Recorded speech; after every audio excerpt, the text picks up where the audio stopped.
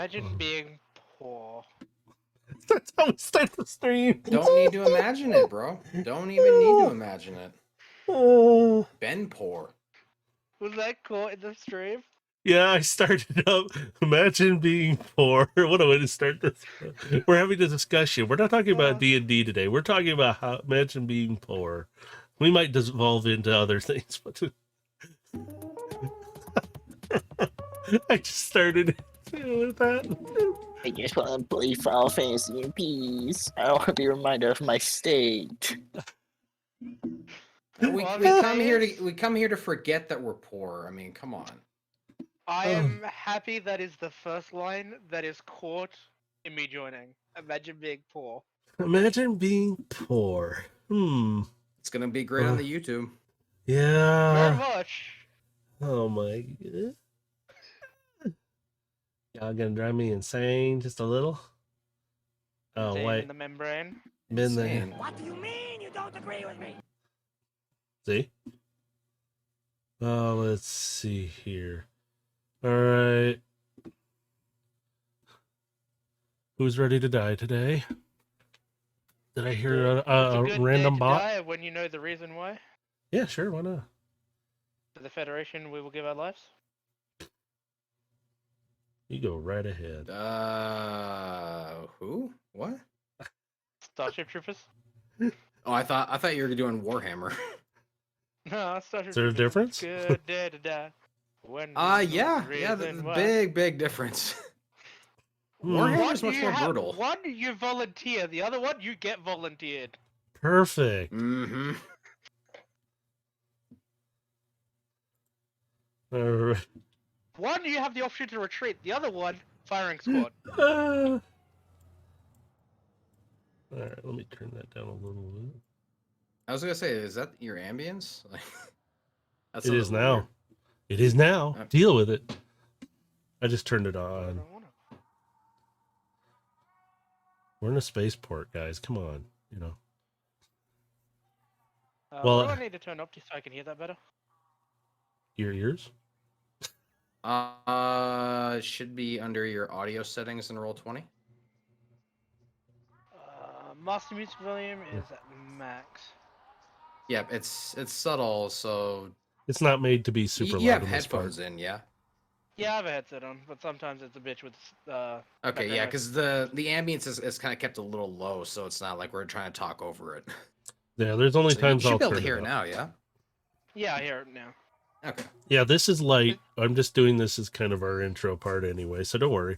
The other stuff I will put low depending on what you come across, because I don't, like Dave said, I don't want you guys having to yell across or try to think you have to talk louder to try and. All right, hang on. Be prepared for ADHD moments where I ask you to turn it up, just so I know what I'm actually hearing in the background. Nah. Okay. I don't know if any ads are playing right now, so I'll wait for a moment because I forgot. Well, I refreshed your page and I didn't get any ads straight up. So. Okay, I should have them off for this time being, so I completely forgot. Refresh the page again and no, I'm not getting any ads. Okay, maybe that's good. All right. Let me flip back to the other map so I can have that ready. And let's see. You guys are all ready. And I'll briefly go over. I have the charity live stream up there, or extra life charity extra live stream up there. It showed what we did yesterday for anybody who didn't get to pop in during that time or whatever was going on. No problem. And it is still available to donate. It's still going on, I think, until the end of the day today. So you guys, if anyone is watching who wants to donate to it, you still have the option to do so. There's a link down in the description in the about section. Click on that. You can donate still directly to them. So I'll hopefully have this up before the end of the day onto YouTube. Maybe a few people see it. But if not, just try when you can. Donate and help them out. I'll make that go away for the time being because I don't want that. Where did I put it? Oh, right here. How come their names are really blurry on the stream? I don't know, and I was going to fix that, and I forgot to. It already knows on the star of the show. Oh, God, wow. Okay, I guess somebody's going to die. I accept it with open arms, and I will return as a bard. Oh boy. Okay, so Oh, somebody Baja, it was really great having you around. Pleasure to be here. he You got talk about fun. ejected out of the asteroid in pieces. We don't know what happened to him, but I'm really see if I can. I don't know what's wrong. Why it makes theirs blurry. I'm gonna Yeah, redo them. it's. I was trying to mess with it I'm for. not. Yeah, I don't know why it's doing that either. Yeah, yours came out fine, but all yours is blurry, and even mine's fine. So I'm like, I don't get it. But anyway, check out the charity stream link thing for donating. There we go. I'm good today. Yeah. With that, we have a new player coming in today, so we hope you enjoy this episode of craziness or brutality. Take your pick. I enjoyed that session yesterday, though. Sorry, my moment. But with that, we are kill that sound background. There we go. Back in our universe with our assassin, a soldier, and their two little mini cons, Aegis and Carbine. After Gilgamesh's new transformation into something a little fuzzier but much, much deadlier, and finding Overload's friend, we will use that term loosely, like head rolling, betrayed them, and then going through a extremely disconnected moment between Carbine and Gilgamesh, trying to reconnect, and then with Overload making communication with an old friend to find out if they can get some help, hopefully in a better way. With that, we're on board the Phoenix, and currently, where are you guys all currently at right now? Gilgamesh, where are you at right now? So, are we post our conversation from the last episode in the cockpit? If you I'd say recall. I'm trying to remember. I thought you were. Oh yeah, that's right. You did end up. I apologize. Yeah, because we ended last session Yeah. in the cockpit with our conversation. Yes. So I was just asking, are we like right at that point? Yes, you are currently sitting amongst. You're still sitting in a void spot. You were just about to head out at that moment to meet up with somebody. Overload's So contact. I would have as the pilot, I would have set the coordinates to where we're going to be heading and put that on autopilot, and then I would be going to find the three little bots because I have a special task for them. Timmy is And currently still on the bridge with you, and the other two should be in engineering. And so yeah, I'll be going to engineering. All right. With that, you make your way down to engineering. You find Gunk and Crux back down there with Blend, who's technically like their assistant. He knows, like I said, he knows a bit of engineering, so he's helping them maintain things, keeping track of things. Did you need Timmy down there? Yeah, if he's gonna be part of the task I'm asking for, then yes. All right. Timmy will meet you down there as well. So you're all down there. He comes down and he pretty much follows you because you know you needed him. I'll do that. They're all three there, and Timmy's like, "What do you need, pilot?" I have a task for all of you, if you might be able to take this on. It should be relatively simple, but we need to move fairly quickly. Gunk and Are you Crux able to duplicate?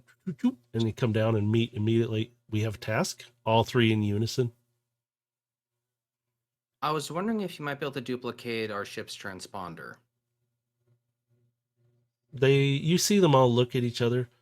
Yes, sort of. We might be able to. We'll have to examine it first to see if we can. I'd like for you to do that to let me know if it's going to be possible. It doesn't need to be a long-lasting one, only a couple hours at most, if you're able to reverse engineer it. We will see what we can do. We will get right on it right now. He nods to the three of them. And they suddenly scamper off to a section of the engine room. You just assume it's probably where the transponder might be located. So Gunk and Crux, they're the bigger engineers, yeah? Well, actually, they're all the triplets. They're all the same size. They're all three, and they're like standing on top of each other's shoulders. Yeah, just trying to reach up because they're not tall. They're a little taller than your mini cons, but not by much. Okay. Yeah, so that was pretty much just what I wanted them to do. In the meantime, since Carbine's still sleeping and I'm not in need of a recharge, I'm going to check over communications and see if I can gain some sort of status update on what's happening in the current conflict. All right. While you're doing that, Overload, what are you currently doing? That would be. Would I have sent out the notice towards my friend? Yes, you already have Okay. his coordinates to an asteroid that is the locations of some of the places, but most of the time they're sketchy like this for a reason. You just know that a lot of times it's to keep off the radar kind of thing. I'm getting a sense of deja vu. Oh well. All right, then I go ahead and check up on the rest of the crew to see how they're handling. All right. And as you do, I apologize. I do not have certain things sent to you in the appropriate amount of time.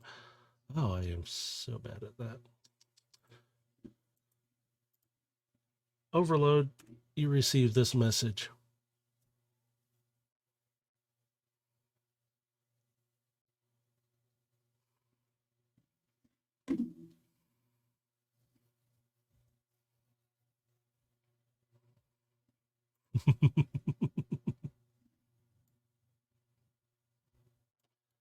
Gilgamesh, are you currently up at the comms right now checking the messages?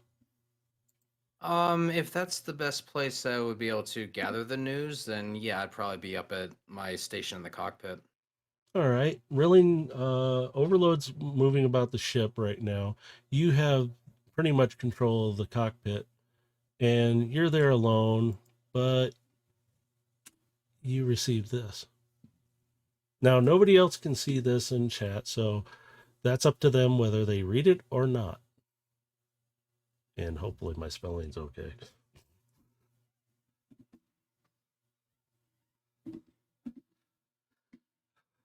And if I remember correctly, did you guys set the ship to head toward the located asteroid? Where Not quite yet because of current heat on us. Ah, yes, that's why you're still parked amongst the hidden asteroids that are masking your signal.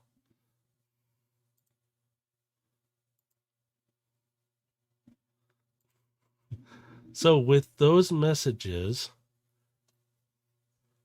you guys are currently sitting in the asteroids. Is there anything else you guys need to do while you're in there? I should say, I apologize. I began running diagnostic of the ship. You get anomalous readings, but you don't know if they're from the asteroids or if it's from the ship exactly. But no. So I'm checking internal systems. So the asteroid field may be interfering with internal sensors. Yes. Okay. It's masking your signal just as well, but it will mess with some of the ship sensors. There are certain materials out there that do that. In your case right now, everything does look normal, but you notice certain operations that Timmy is usually monitoring are in different spots again.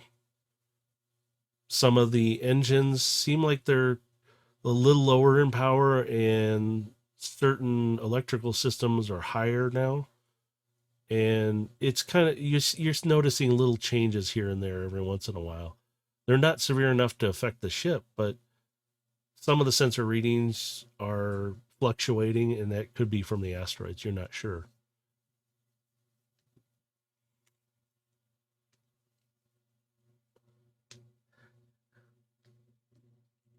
Overload's in the cockpit with me, yeah? I thought he went to check on the rest of the ship and the crew. I was, but then I got the message, so I probably stopped. So you're up at the cockpit now? Yeah. Okay. I'm kind of speeding that along. That's why it's like, that's fine. So Overload comes into the cockpit right away, and Overload? We have a very serious problem. You and me both.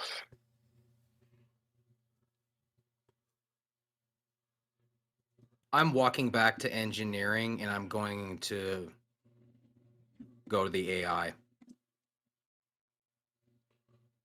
All I guess right. I'll follow him so I can actually get an answer. Yeah, I'm beelining it to that AI. What's it showing on screens?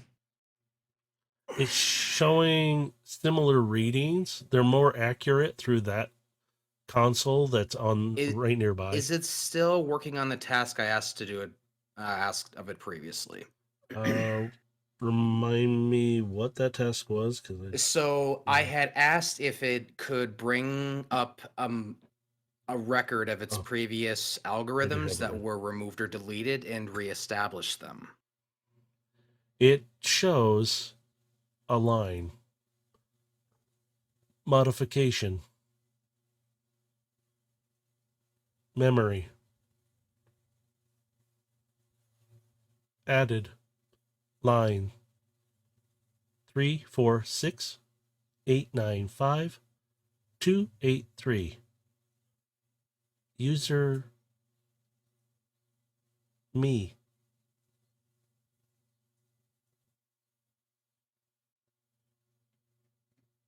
And it repeats it again.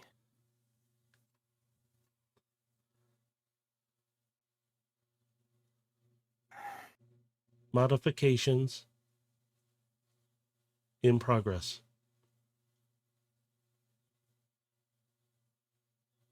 Me. That's all you get as user now.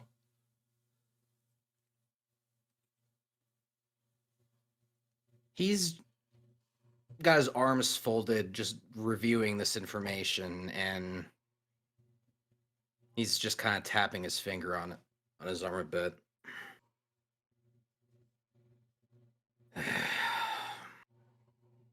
What's this supposed to mean?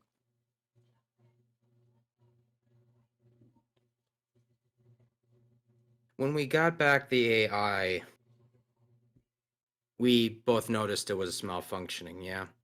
Mm-hmm. So I discussed with our little buddies and came across something and that the AI had been clearly modified. I instructed it to try and restore its original protocols and algorithms. I don't know if it's still doing that or what, and he kind of points to the screen. I don't know if this is saying it's self-modifying or if it was modified by someone who's calling itself me.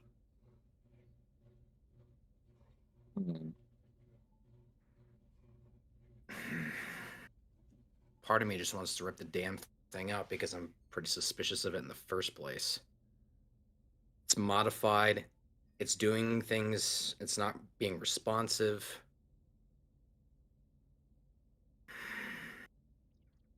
Frankly, I feel like someone may have planted something inside of it, and he kind of tilts his head a little bit at this, becoming a liability. which I'm not fond to say, quite frankly.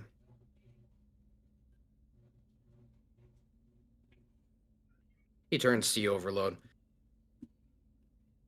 Well, sadly, that's only one of our many problems.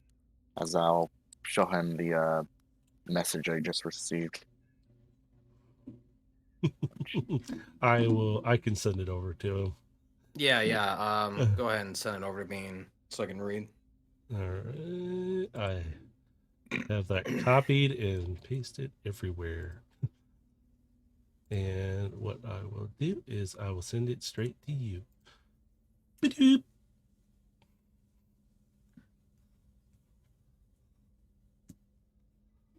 Ba-da-da-da-da. As you're reading this over, you see the three little bots come around the corner, and you see them just discussing quietly. And you can see them like with a data pad of some sort.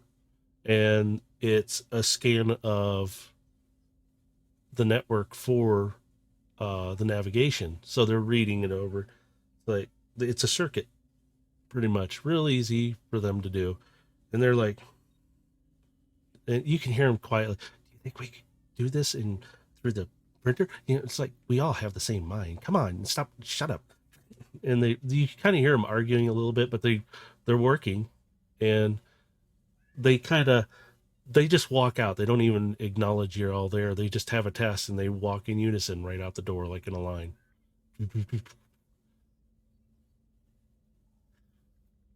So after reading this, Gilgamesh will turn back to Overload.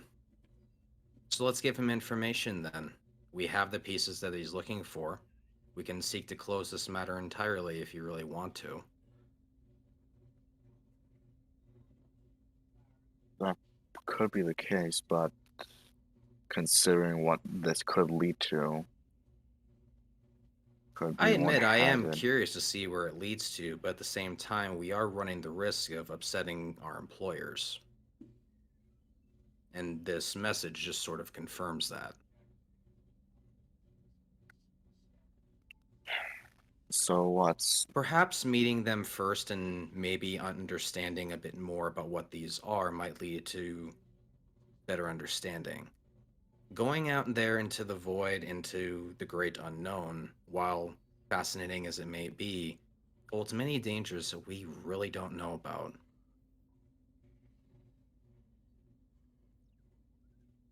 so what you hope that they'll employ us a bit more until the very end? We have these as leverage right now. But we don't know who wants these, why they want them, and what it's really leading to. We don't know what they know. And maybe it's worth probing.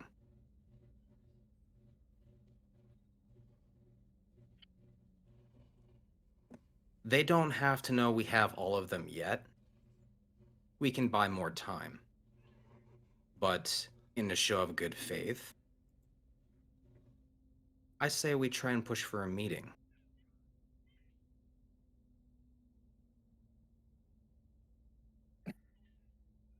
All right, you decide where, and I'll tell them.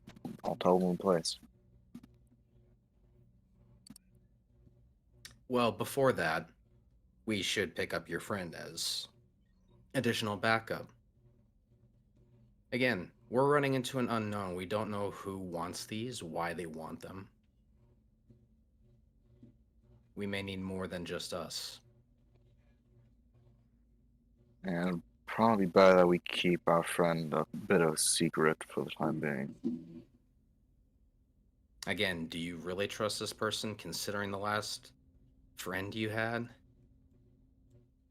The list of people who seem to trust you is few and far between. Well, unlike the last one, this one actually fought beside me. At sometimes. I hope your faith is well placed. You say that as if I have faith to begin with. Well, do you not have faith in your friends? Your comrades in arms? Well, I mean, most of them are dead, so you tell me. but this one is not, clearly. That's because he has one nifty trick. As you both are sitting there talking about this, the three bots come running in. You see Gung, he kind of trips and falls behind a little bit, and you see Crux turn around and help pick him up, while Timmy turns around for a moment and then he turns back to you and holds up this chip. And he's just holding it proudly up. We did it. Dude. And What? he's just I holding it to smile. you, Gilgamesh. Pilot, we did it. I'll pick up the chip and I'll examine it. How good a condition does it look? And he kind of does a thumbs up. Perfect. What did you make them do exactly? I'm preparing some contingencies in case things start to go south. This is just one step in that direction.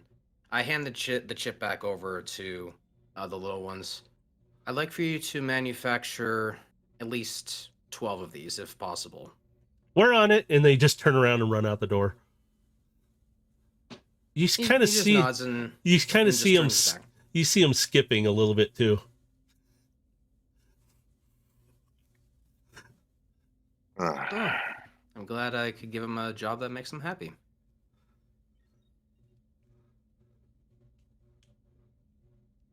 So we're on a bit of a time limit. Our friend can explain what he can do when he's here. For now, we just need to get there. You got the bridge. I turn back to the helm. All right, I'm gonna speed that along. You guys are up at the cockpit and the bridge, pretty much, and the pilot Gilgamesh takes his seat. Do you want to set coordinates and head for the asteroid? Yep, I'm taking us there. As you do, you have the radar screen up, unless Overload is taking the co-pilot seat and monitoring. I'll probably be doing that, considering Timmy is busy. And since Aegis is still sitting on your shoulder, he kind of, you do realize I can do that too if you need. And he's just sitting there proudly, like, If you wish to do the work, then by means. so with that, he hops off your shoulder and lands right in the seat. How do you raise this seat up? His was easier. He's looking around. Can you just get me something to sit on so I'm not sitting down here? He looks like a tiny little kid trying to look over the table. And he's like, how do you get the seat to move? Oh, wait a minute. Here it is. And it's a hand pump. And and it looks ridiculous, but he's sitting there. This is so unbecoming of me. And he starts pulling up the screens and everything, and he's ready to go, but he looks like a tiny little kid sitting on a booster seat now. Gilgamesh is just like side eye, just like watching this happen, just like not changing expression or anything, just like watching all this happen. Just okay. I guess we're doing this now. Hey, it was pretty good when he was piloting before. Pretty good. Huh. Probably better than me, considering I'm still rusty. And he's kind of looking back at you like, Rusty? Uh-huh. And he just goes back to, he's just like, whatever. And Gilgamesh, you're getting information as quick as he's just tapping on buttons and he's updating things really fast. And he's very proficient at what he's doing. And he's sending you a current layout of the radar system right now and giving you a pretty good spectrum that we're pretty clear right now. You're good to go. And he's kind of giving you a route to go if you want to follow it. I will do that. As you do, he is sitting there I hit the just wrong button. watching. My bad. No, you're all right. It's a good way to test the system out too. And you remind me also of bringing this screen up because I forgot about it. Yes, Kilo, I am tired, and I'm sorry your back hurts. Sorry, didn't mean to Yeah, I break was out. gonna say, is there meant to be like any visual aid or anything? Sorry, yeah, there is. Just remind me, guys, when that happens. I'm still pretty tired, so. Um, but with that, you take the ship. It's not very far away. This asteroid cluster is kind of near one of the planets, but you're pretty safe. It's it's out there. People know of this location pretty well. It's just a lot of times the asteroids, like I said, they just want to be left alone, low key. They don't want to be bothered. Some of the asteroids, like what you guys just came from before, are not ones you want to just regularly just show up at all the time because they get suspicious of your activities and they might try and do what they tried to because they saw value in somebody, mostly his leg. So I'm going to speed it along a little bit. You're coasting along. You get close to the asteroid, and as you do, there are two little fighters that are nearby that shoot out from behind the asteroid, and you get a communications from them. Do you answer? Yeah, I'm listening. This is Prometheus Space. What is your business here, or we're going to blow you out of this space? Prometheus, was it? Mm-hmm. This is the Phoenix. We have business on the asteroid. What business and with whom? Is Overload with me? I assume he's 'Cause still I standing never there. got a name for who we're meeting. Well, I guess this would now be a quick question towards Shoot. our new player. Would you have a code name? Let's use the codename Ripper Doc. All right. We are here in order to come into contact with an individual that goes by Ripper Doc. The comms are quiet for a moment. Ripper Doc. What is your business with him? Old associate, which wish to talk. So, hopefully a friendly visit. No problems for us, no problems for you. Good. Pull up to the dock. It will be easy. It's really the only one there. You just pull your ship in, the tube will connect up automatically. Copy that. With that, you kind of get a visual of this is where you need to go. These two little fighter ships, they could tear you apart pretty quickly, but they escort you in. They keep their distance. One's kind of aft, one's kind of off to lower right side of you, watching from below where you can't see it visually.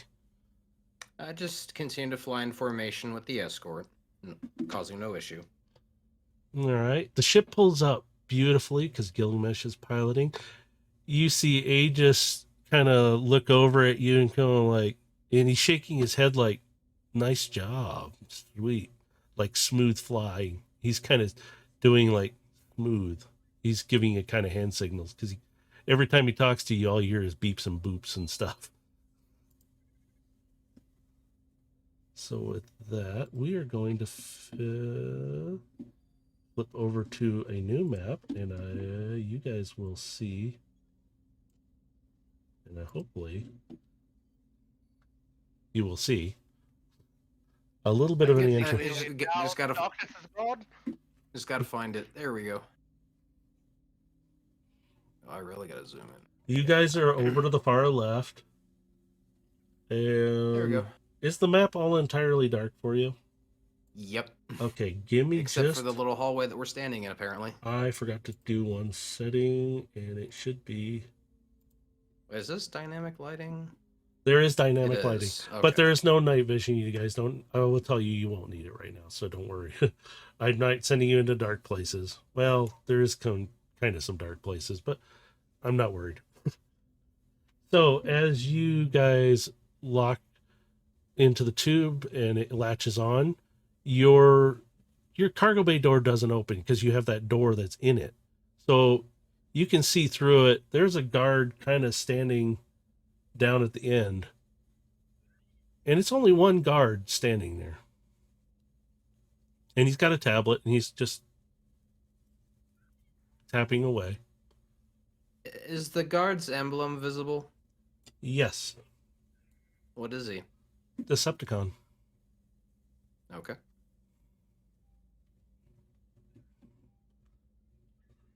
And he looks up at you all like, are you coming or are we... Yeah, I'm. He's I'm like, going to, he's like, I'm going through the door and I'm stepping out. yeah, he's down at the end. You can see him through the other door because he has it open. It's technically an airlock, but there are no species. Yep. And he kind of puts up his... Before we did leave, I am wearing the poncho, Okay, perfect. so I So am you were- covering some of my parts that have the fur. Oh, yes. There's not a lot, but it's just a little bit that would be noticeable. Very good. But Yes. the poncho should be covering the visible portions. All right. And he puts up his hand. And don't worry about your mini-con. If you guys can see your mini-con things there off to the sides, it's just because I put them there. If you decided to bring them. They did come with us, yeah. If you wanted them to, you would have to wake Carbine up, but she's currently still charging up. So I left her there. But Okay. Well, if yeah, you want her that's to what I say, was gonna ask before we did go. I will tell you, if you wanted to bring her, I would. I'll tell you right now. You just gotta gonna woke let her. her charge for right Okay, now. so don't worry about her really icon. needs it. So don't worry Yeah. about her icon. It's just there. And in Aegis, if you wanted him to come with you, Overload, you can. Or he can maintain the bridge for you. He can maintain the bridge because he's kind of had it rough the past few hours. All right, I will take their icons off of here for right now. So the guard looks up at both of you. He puts his hand up like, stop. And he looks. You're here for Rip. Oh, God, him. Yeah, you better be here for peaceful. If you haven't heard already, we're not here to fight. If you want to do that, there's another area for that in here. Keep it there. Understood? Or we're not here to fight, hopefully. Is there any issue if we have to defend ourselves? If you have to defend yourselves, and he points up at the camera, there are a lot of cameras around. We will see it. That is fine. But if you start it, plan on being in the brig. So I'm checking in. Who are you two? I'm checking in. I'm Overload. Overload, and you. Gilgamesh? And you see him kind of briefly stop and look up. And just looks at you for a moment. Gilgamesh, yeah. He quickly types it out, like, okay. I Just him- step forward a little bit. Is there a problem? No, sir. Just, we know your name. It's an honor to meet you.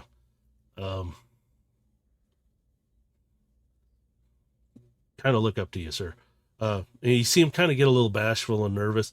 But anyway, and he kind of snaps back to, sorry. If you want, go look around the place. And he's still kind of looking at kind of sideways a little bit while he's looking at Overload. And you guys are more than welcome to continue on. And just make sure you don't cause any problems. If you have any questions, here's my contacts, and he gives them to you. So all you have to do is contact him, and he'll be nearby. If you want to shop, it's right here around the corner through this door, which is kind of back behind him. Over that way is This kind of... way, or? Yeah, sorry. Okay. On the wrong map, too. Yeah, that one. And over this way is more of a relaxing area. And if you keep going straight forward and to the left, you might find more interesting places. So that way. But you want to go down the hall to the right. You'll kind of run through a smaller shop there. Just take a left and you'll end up at his area.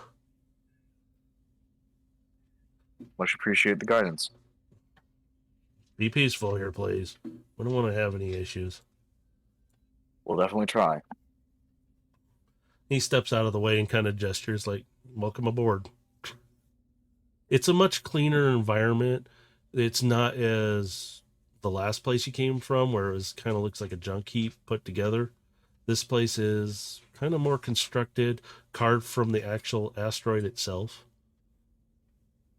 Gilgamesh will just gonna nod to the guard and we'll follow Overload. As you do that, he kind of bows to you a little bit, like, sure. Just give him that little knowing little nod in response. I'm just gonna like nudge Gilgamesh. It seems you even have friends out here. Or I should say fans. Decepticons tend to like our methods as a Koga. Alright, well, considering that much, we shouldn't have much of a problem here. He just shakes his head. Well, at least not from them. But remember who's on our tails. Yeah, though it shouldn't be much of a problem either way. As I'll just continue down the hall. And you'll follow. You said to the right. So, good to open As up the door. you open up the door, you see some little vendor bots in there. They're nothing big. They're just selling mostly stuff that, like, scrap pieces of certain things, servos, motors, nothing big. Stuff you kind of would get common everywhere. So it's nothing really big there. Kind of knick-knacky stuff. Are there any like ship parts or any like ship wares that might be available? You would have to ask one of them. That's fair. So we'll keep going for right now. Okay.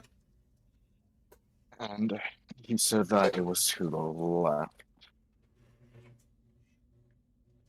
Which I'm gonna assume that this door is Yes, closed. it is. Yes, it is. So I'll just go ahead and knock on it. You knock, but you really don't get an answer. It sounds like nobody's on the other side of that door.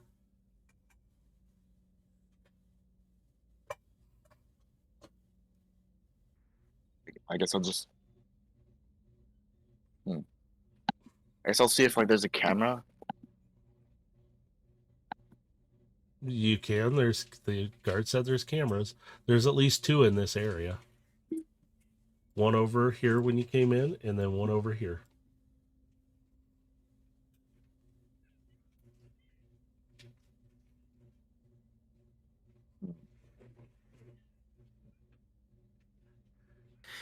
Gilgamesh is gonna walk up on the door and pound on it.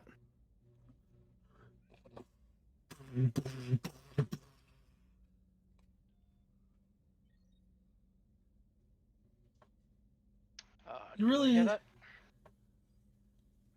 You kind of hear this. You're like busy into doing your own little project, but you hear this loud thumping.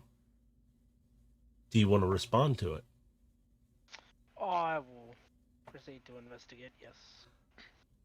So you exit your little office there, and you enter into your main little laboratory, we'll call it. And I just turned to Overload while we're waiting on this. Like, are you sure this guy's even here? He should I be. will proceed to open the door. the door slides back, and you both are looking up at somebody who's a little bigger than Overload. And yeah. Would you like to just give a description of yourself? Void.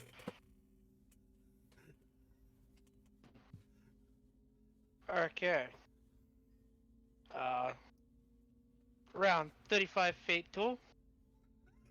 Primary color white with accents of red, with a unique disposition towards aesthetics.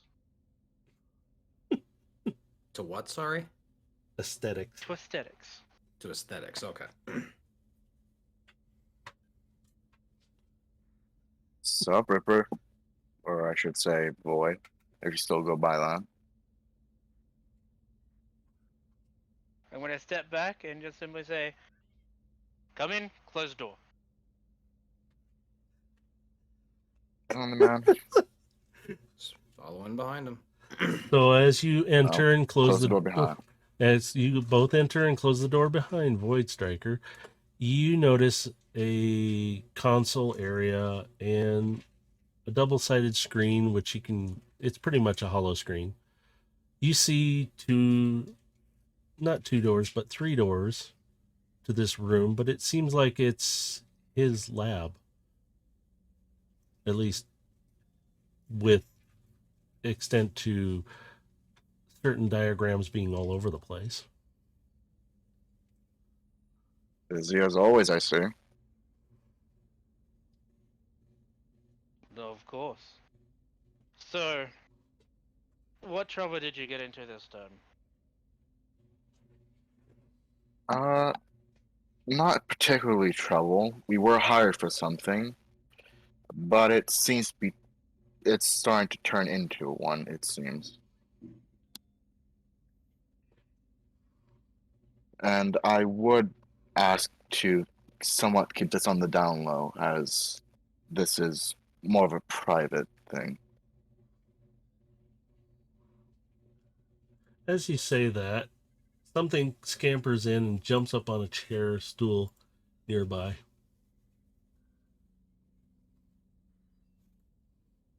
Gilgamesh immediately has his eyes on it and he's looking at it.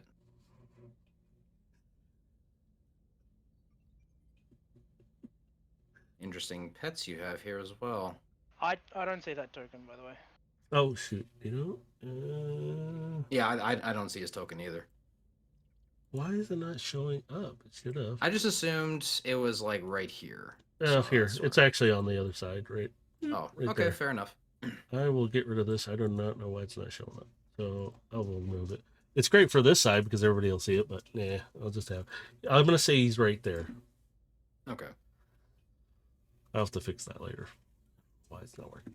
But he's just sitting there. That is something I'm not going to describe.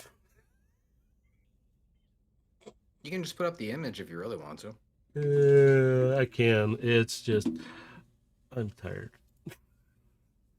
Now let me see if I can pop it. Where'd it go? A new friend from last I saw.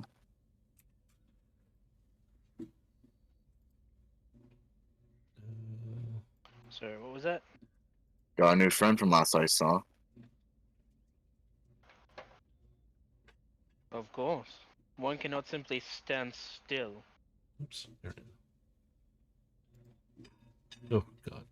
Can I make a I'll go ahead perception? and Friend would be That's your little familiar. the wrong term. So that's what he looks like. So there it goes. Starts back up again. I'm going to walk over and extend my hand out so it can come back to me. And he climbs right up your hand, and he jumps to your chest, and you hear that little familiar sound of, and it right into your chest. So the fact that you've come to me says you need my particular set of skills. But the question is, which set of skills do you require? simply put, all of them.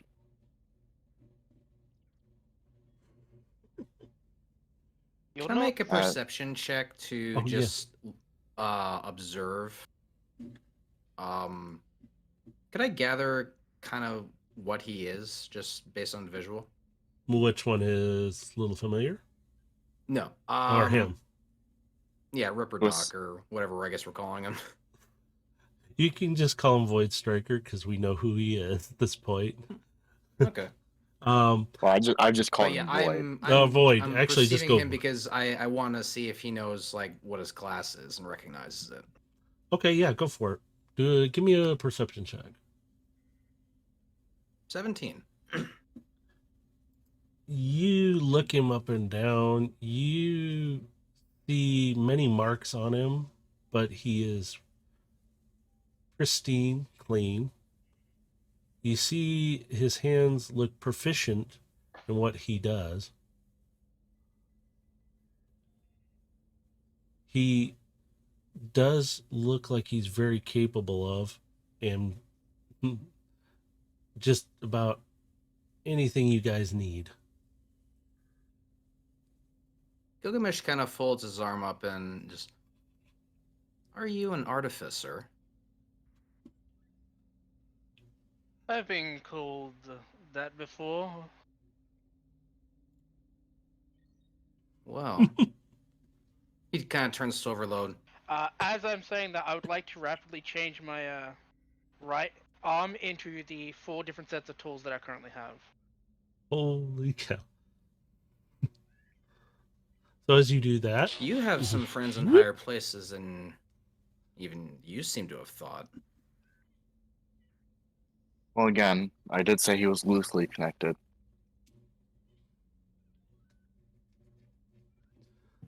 So I imagine you're highly skilled in several different types of engineering, including ship engineering. Depends on the ship, but it probably won't take me that long to familiarize myself with the systems. Oh, it's an older ship, Fireflight class. It's had some upgrades to it recently, but we may be compromised.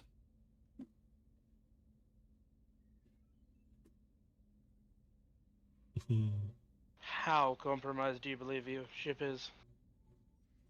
I'm assuming you are aware of the guilds on Cybertron, yes? It has been ages since I've last stepped foot on Cybertron.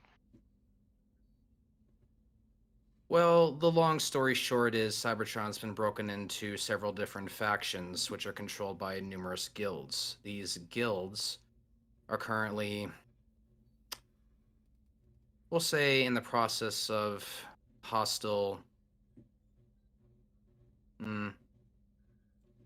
Well, to put it mildly, there's another war happening.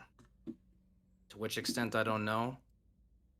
But what I do know is that our ship's AI is likely compromised and reprogrammed in a way I cannot figure out. We're likely being tracked somehow. Personally, I think the AI might be the culprit just given our recent circumstances. That being said, I'm not sure if you're capable of working on an AI, but if among your skills this might be one of your many talents, we could certainly use your help.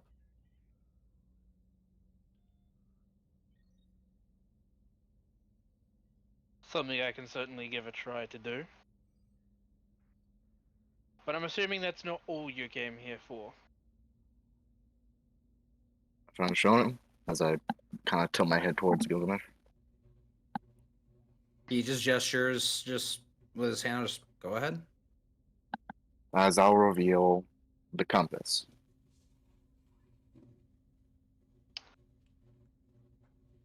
I'm gonna take a step forward. And I would like to get a closer look at it. Can I roll an investigation? yes. Ooh, Well, damn. buddy. Natural 20. Okay. Very nice. You pick this up, you look at it, and you recognize this is very old, very super old. You look it over, you see all the symbols, you see the lines. You're like feeling it over and everything. You know it's possibly from another planet that at one time was in existence. As he's looking this over, Gilgamesh will chime in. We were contracted to track these down. It's taken us some time, but we have managed to recover all 5. We don't know what they lead to, and frankly, we're pretty in the dark on what this is. I'm going to hand the compass back and instruct them to follow me into the back room. Seems we piqued his interest at least. I'm all for that. Just follow him back. As you both walk in, it looks kind of like a conference room, but missing a lot of chairs. There's only a couple there, and stuff all around, screens running.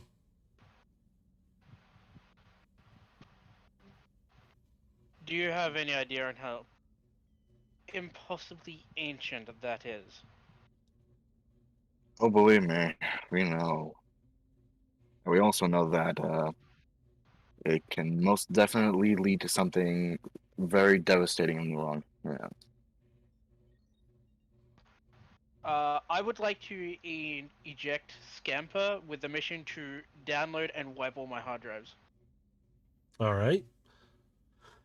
He pops from your chest. Don't worry, you don't have to roll or anything. He starts running around. You see him interfacing and just you hear him for a few moments and just beeps and boops here and there. He's running around doing that real quick. You see him run out of the room. Excuse me. And you hear him in the other room for a moment and it's like super fast. He's just boom, boom, boom going through. And he looks up at you and he's sitting in front of you now. I'm going to lower my hand to pick him back up. And he runs back up and jumps right back into your chest. With that, I'm going to grab my auto crossbow from the shelf and equip it onto my arm. All right. It seems like you're already ready to accept the mission, even though we haven't even set the cost. You know me, Overload.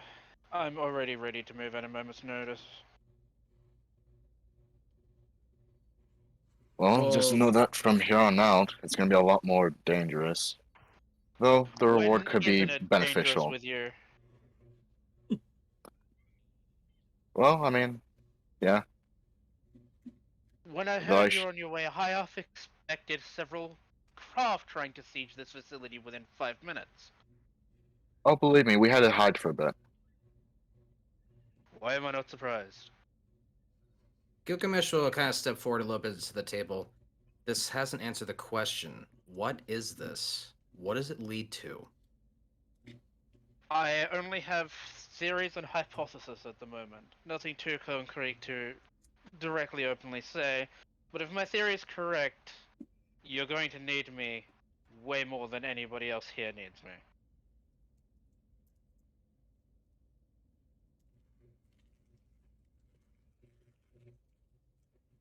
Would you care to share on what dangers you think we're honestly facing out there? Dangers ancient and should be best forgotten.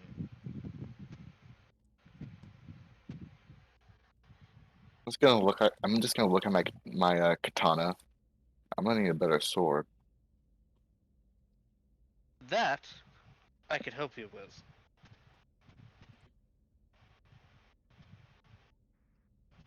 It's He something kind better of Gilgamesh will than look at old both of them. reliable. Well, if we are insistent on going in this direction, I'm going to need a few more things.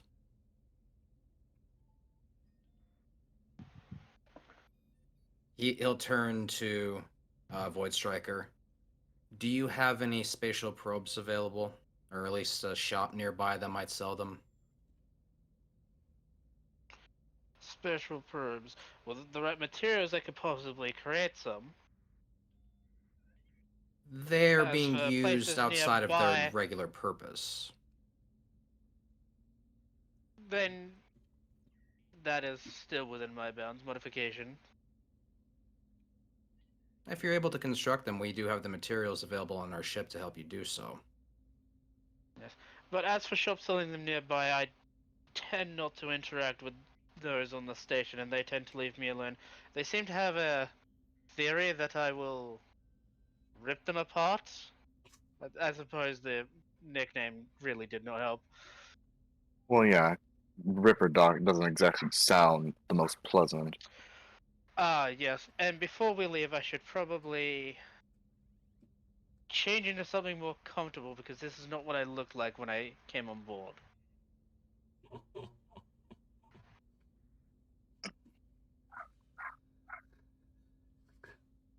And with that, you see him transform, or at least change image. What would you three like to do? Wow, I get to say three now. Sorry.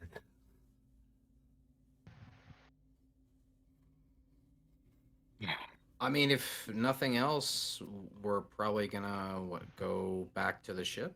All right. Did you want to check out their shop there for anything? The bigger one?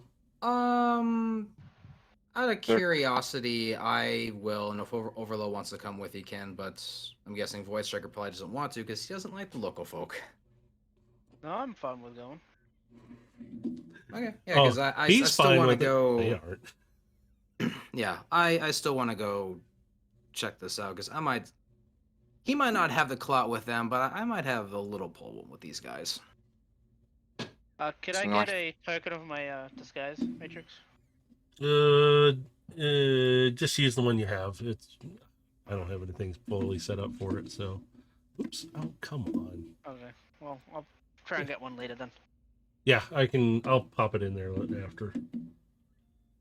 Thank you. No problem. We'll make it pretty token too. So, you guys make your way back through to the little shop, which is way down here. And that other shop that was around the corner from the guard, they see Void Striker come through and they start shaking. The little one, the vendor bots that are there in that one, they just kind of like cower back. They see his disguise? No, they just know who he is Oh, okay. as Ripper.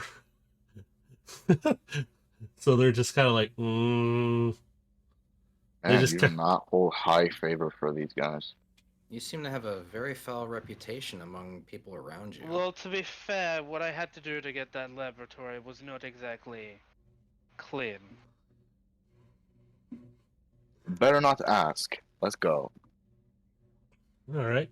So you make your way through that little shop area, and And you said the shop was over to the this way, special thing. It's back this way. Oh. It was right next to the guard. It's right over here. Okay. Yeah. So, yeah. So, okay. as you two enter first, you see the shopkeeper's a little bigger vendor bot. He's not as big as you, Gilgamesh. He's still smaller. But you see this kind of big hulking tank thing on his back, but he's able to move somewhat nimbly. And he's got a lot of wares in there. Like, there's some parts that would be for a ship. Probably not yours, though. You see some other servos. You see some food that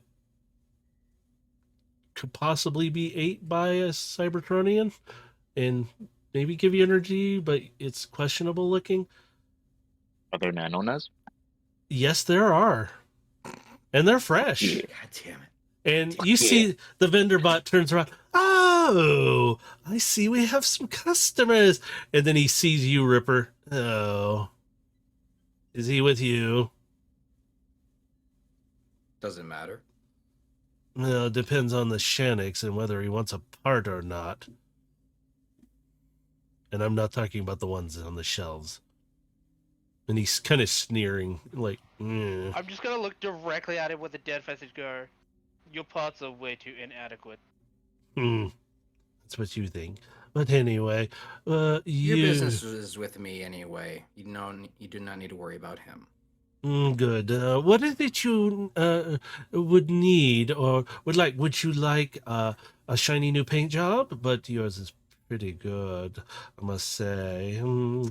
But I have some other delicate things that we could add to your finesse. This Not looking for upgrades, friend. oh okay. Needing needing something a little more in particular. Anything in particular that I might be able to acquire for you? Or I'm already have? needing either sensor probes, long range, or torpedo tubes. One or the other. Sensor probes or torpedoes? We haven't had torpedoes here in a long time. And he kind of walks over and he flips back this kind of canvas material. And I do have about 10 of these probes. They're usually for geological survey, so they used to be used for exploration, but they're kind of, well, not used I anymore. examine them. Are they more planetary versus like spatial probe? They're kind of a combo mix, but they're mostly been sent out for exploration. They scan the planet and read it. That's about all they do. And it sends back the telemetry of this is what's on this planet. Is there energon? Is there irons, materials? What's the materials? Is silicone? Is this? It's all it really does. Looking at them, would they look like they're retrofittable? Yes. I will tell you, you guys do know that most of the probes can be changed unless they're a very specific type, which means they're combat ready. These are not. These are just drones. How many of these do you have? Well, I have 10. See? And they're all in good condition? Oh, yes. You can see they've been sitting here that haven't been used in a little while. Maybe a century or two. Well, I'm willing to part with them for at least 1,000 Shaniks apiece. And he's wiggling his eyebrows. You're squeaking well. 1,000 seems a little bit high. I think you can go a little lower than that. What? 900 apiece. Did you want me to roll persuasion or? Sure, go for it. Okay. I was hoping. Yeah, that's more of a persuasion thing. So. No. He's willing to do, but he's just like. 15. All right. Okay. How about this? I'll do 650 apiece.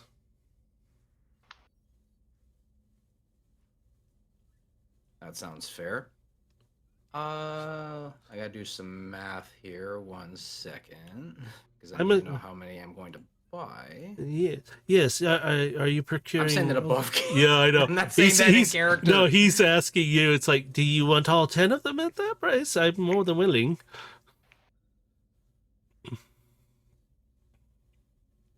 Give me 5. All right. Tell me the math on it later. I am going and I will want to deduct that from the ship's bank that we have. Right, and I actually have the sheet.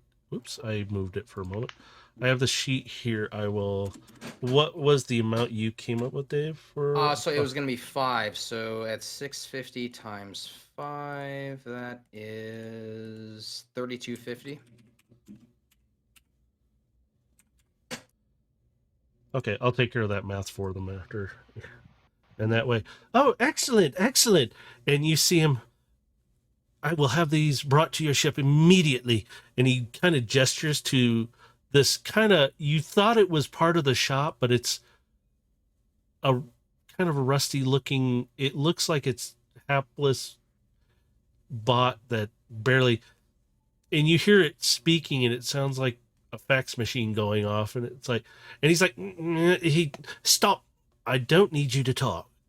I need you to take 5 of these to their ship. It is currently docked. Do you understand? And do it carefully. And you see a perception on the thing that made that noise. Yeah.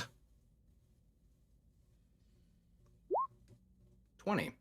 You look at it, you recognize it as just it's kind of one of the generic bots that's kind of just, I'm here to serve. It's very basic. It was never really, it's more AI controlled. More than like Void Striker's Familiar than Yeah, than a it's Minicon. kind of like that. Yeah, because it's AI. It's not spark controlled. It doesn't have a spark. So it literally, he's just giving it a command like, shut up and do this, because that's all you are to him. So, Okay, but yeah, I was just curious if I was looking at another Minicon in disguise or something. no, God, no. No, that, don't embarrass him that way. No. Although that would be brilliant, but no. As the bot moves forward, it knocks a bit of a canvas off of one of the shelves, though, and it starts picking up the drones. Gilgamesh, with your perception while you were looking at it, when it moved, you notice this canister, and there's something in it. And you catch the top part of whatever's in it, and you recognize the symbol. And you see the shopkeeper, oh, it's a stupid klutz. And he goes to put the cover back over and tries to, like, this is nothing. You don't need to see those. So I did see what it is, though, right? Mm-hmm. What is it? It's the Minicon symbol. I grab his hand before he's able to close it. Sir, is there a problem? How did you get a hold of this? And I point to the container. I just, they were brought here a long time ago, and By who? well, it was one of the scrappers. They found a ship that was derelict. I do not want to cause issues. And he kind of points toward the cameras. Like he's feared for his life, so he's warning you, like, don't do anything. I'm leaning over and I'm getting a better look inside the container. As you do, you see it's not what you see like as in Carbine or Aegis right now. You see something similar to when you saw them in the visions. You're seeing a Minicon in this, it's like a tube, and they're kind of in it in a hibernated state look. Friend, is this something you particularly would wish to require?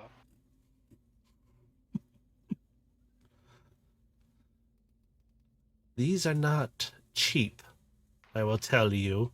And he goes, I will give you the access code to my laboratory for all of them.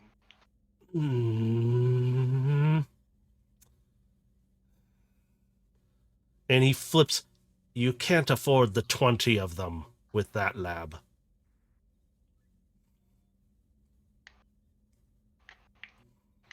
I'm crushing his hand as he said that. I would advise against violence.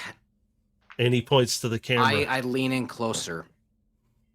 Believe me, I'm well aware that this place isn't fond of violence. But you just said you have 20 of these in your possession? Yes. And I advise you to let go, sir. You're holding slaves captive. Slaves? They're just in tubes and stasis.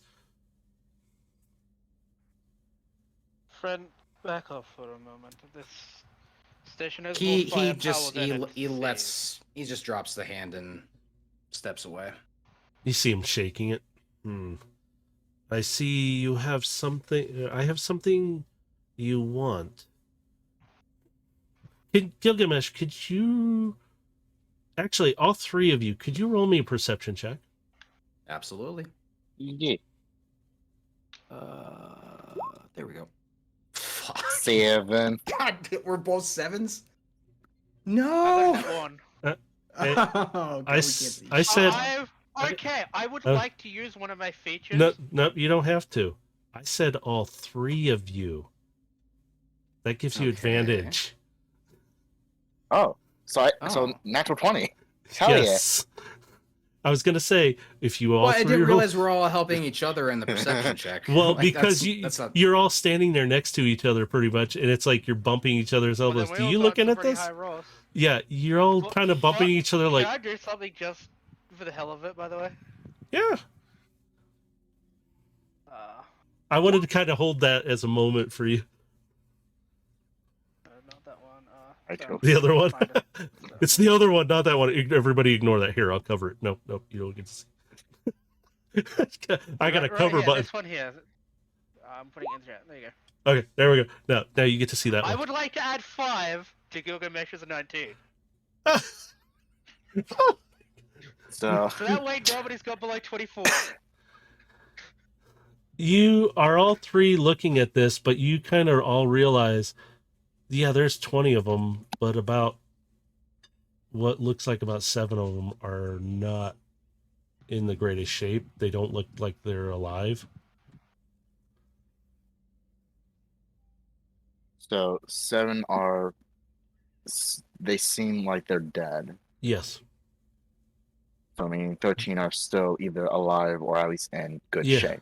Yes, you can see the canisters are fully functioning, but the not last 7, but 7 of them, you all together see this, that about 7 of them, the lights are not flickering, nothing's happening, and it Boy, means it's they're a possibly really good thing we didn't bring our mini cons here. that might. Really? I good was thing we like- didn't bring him here. It would have been a different story if you did. Yeah, Well, Kipper, how many? 'Cause would I'm- you I'm be kind willing of to responding give us a little for bit my in- laboratory? What, for your laboratory for all 20 of these? No, I'm asking how many are you willing to trade for my laboratory, and I can add in more bonuses for you for the rest. For the lab, I might give up at least 15 of them. Maybe 15 I can give for that amount. That deal is logical. I accept it. Oh, excellent. I- So, here, sign I will this. transmit him the access codes to the lab. Yeah, he's like, sign this too, just to confirm that this is my property now. I will sign it. And in agreement, you can have the canisters. By the way, take the dead ones too. And he knew this the whole time, by the way. And he walks away. Time to transfer. I got this. As I wish to use this. Oh God, no. Oh, Okay. All And right. I'm just gonna say one simple thing. Trip. You see him walking along, and he's all happy, and he's about to drink something, and he lands into a very expensive box of what looks to be a highly prized energon type of alcohol, maybe wine of some sort. And now you see him. Oh no, I've lost so much here. Oh, it seems our Serves you right, business you is done here. bastard. Just walks right out. Just serves you right, you bastard. And walks out. So with that, I'll say that the bot came in and collected all the canisters and brought them into your cargo bay and just set them inside. So we will. Are you guys done on the station? Yeah. With that, you leave him. Get in here, you worthless piece of junk! And the guard's just looking around the corner that you. And just kind of, you can see him kind of grin at all three of you, like he's a jerk. He deserves it. I don't know what you're talking about. We didn't do anything. I didn't see anything, and you can see on his tablet the camera's been following you guys. And he turns it off. Blip. We're good here. Well, let's get going. All right, I'm going to get you all settled back to the ship.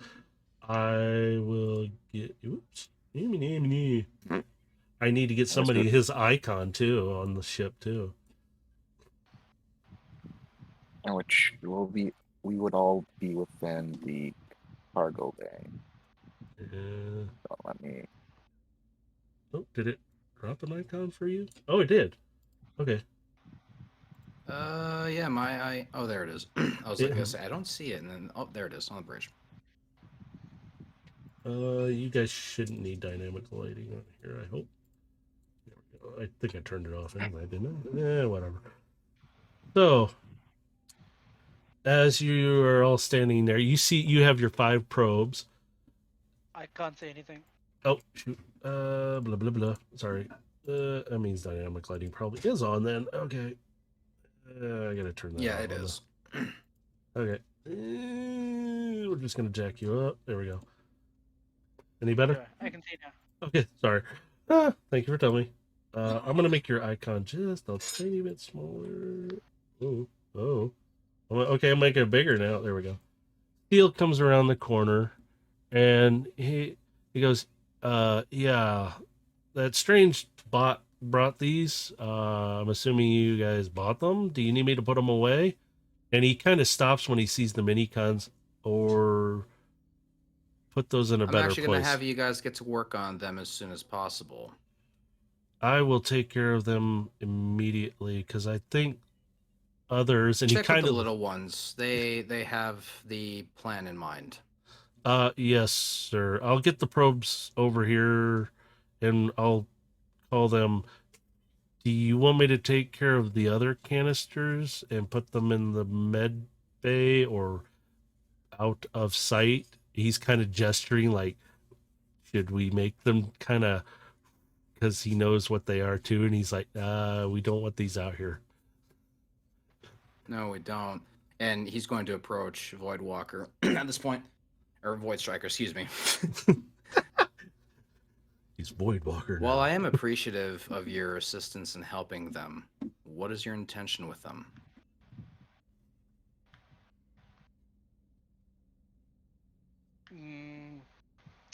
You need to be more accurate with your statement. Are you saying what do I want with the obvious miniguns? I'm asking what your intention is with them. The only ones I have potential intentions for are the inactive ones. But judging by your reactions, there are more active ones on board, so I should probably talk to them before I do anything. Talking to them might be complicated as perhaps a demonstration might be warranted. He will turn to Overload. Should we? I mean, if you trust him enough now, then I'll try to reach Carbine to see if she's awake. As you turn around and start to look at Void Walker, you see somebody standing there, eyes glowing. Not red, deep purple, and she's awake and looking down at Void Walker, listening to that last part of the dead ones. And it's the claws are kind of digging in a little bit. Ching, ching, ching, ching, ching. I raise my That hand would've up to been- her and I gesture for her to come down onto my shoulder.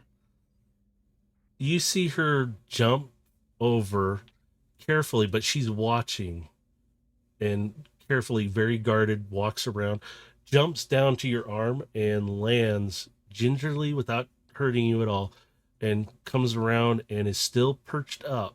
She's not sitting. Who is this? Her tone is very aggressive right now. I'm kind of just gently petting her. And I'm not answering her yet. There are more mini-cons active. Yes, And I'm not going to let any of them get hurt. That is why I reacted the way I did, and there is because I am fighting to protect these ones. And At if this there are any more to be found, we're going to help them. At age, this point, I would like to deactivate my disguise, by the way. you get a response from Carbine with that. Aegis Carbine. has come down. I'm like kind of like petting her gently, just shh, calm down. At this point, Aegis has come down too, and he meets up with you, Overload, and Overload, what is going on? I am feeling, and he stops talking because he sees the canisters. Now he's still in his bot form next to you. And suddenly you hear that between him and Carbine. I know what you're thinking, and nothing has happened to at least most of them. As they're To my knowledge. communicating, I would like to attempt to analyze their communications. All More out right. of curiosity than, bad intentions. You can do an investigation on him. Investigate the signal. Mm-hmm. You pick it up, and it's very high speed, very in-depth communications that you would have to just take a lot of time to decipher, because not many bots outside of minicons can actually translate this language in this universe. The only thing I'm gonna say is fascinating. Carbine hasn't taken her eyes off of you, and Gilgamesh, you start feeling her claws a little bit, and she's like kind of curling back, not curling, but leaning back around you, like she's about ready to pounce if she needs to, or strike, because she's starting This to...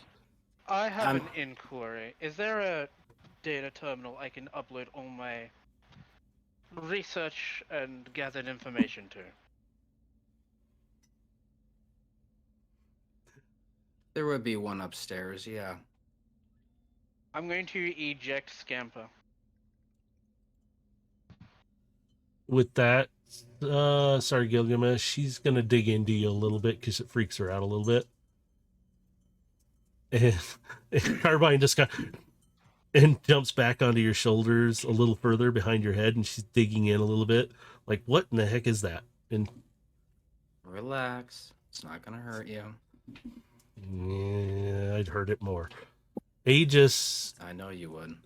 he's over at the tubes now, and he puts his hand up. Our people.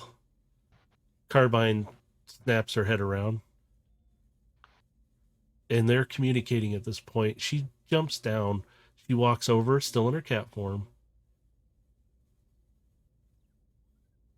and puts her hands up on the tubes. Are they looking? They are stable, but this place, they haven't been... They need to stay in here for a while. They are I'm going weak. to look at Gilgamesh, because obviously I don't know what she's saying, so I'm going to go to Gilgamesh and go, I would like for you to ask permission for me to examine the minicons.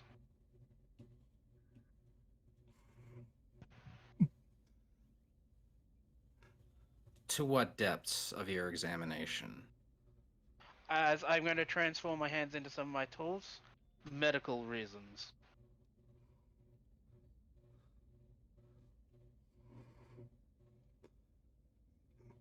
He's hesitant, but he'll turn to Carbine. What are your thoughts? She looks at you for a moment, doesn't say a word to you.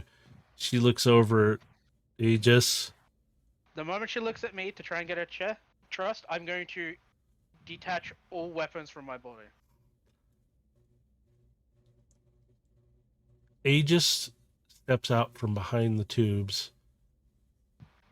He steps forward. He's near you, Gilgamesh. He's looking right at you, Void.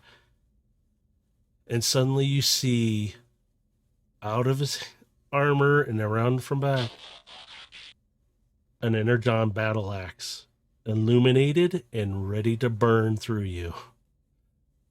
And he's shaking his head. No.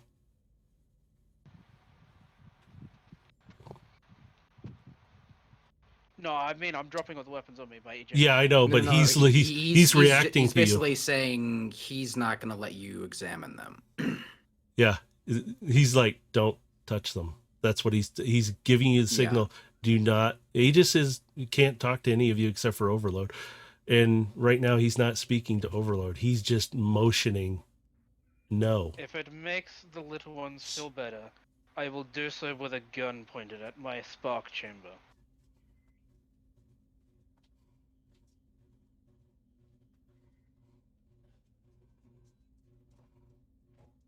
He turns back to Carbine. He puts the axe to the side a little bit.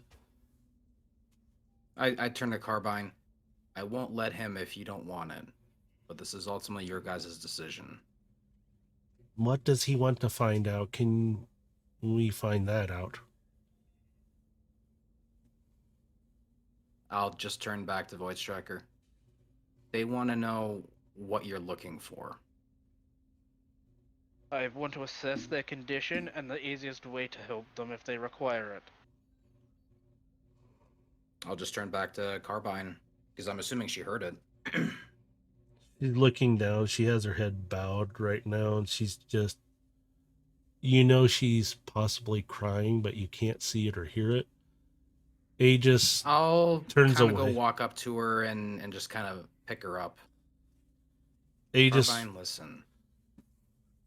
This may be a way to help bring them back. I realize you don't trust him, and at the moment, I'm not sure if I can trust him yet, but I think it's fair if we can give him a chance. If he's able to help any of them, maybe even the ones a little broken, I think it's worth a chance. they're not broken. They just need time. They need charge. Then let's give them time. But if he can examine them and find some way to help them, is it not worthwhile? The other ones, they're dead. If he needs one to examine to see if there is, we will pick one for him. That's fine. We'll let you choose which ones he examine. This is your guys' decision. I'm not going to make this decision for you. If you don't want him touching them, he's not going to touch them. But if you're fine with letting him try to do some research and find ways to help you, I'm willing to let him try. As you are holding her up and she's sitting there, she transforms back into her cat. You can see her head bowed, and she just kind of climbs up around your neck. Aegis will pick one. And you see Aegis has kind of set his axe down and head bowed, and he's just, you know, he's feeling something, but you just can't tell. And you see the battle axe be put away. Aegis walks over, puts his hand on one, and he rolls it out slowly, stands it back up, and he kind of tells you, Overload, I will be watching. And if I don't like what I see, his head will roll. Don't worry. Have a little faith. I'm petting Carbine as I turn back to Void Striker. You have a lot of trust to earn around here. Trust is always the hardest to earn. As Overload can agree. Oh, well, yeah. Considering last friend got decapitated. I always told you were bad at picking friends. I mean, Well, to be there's fair, one he less to did worry repair about me now. a lot.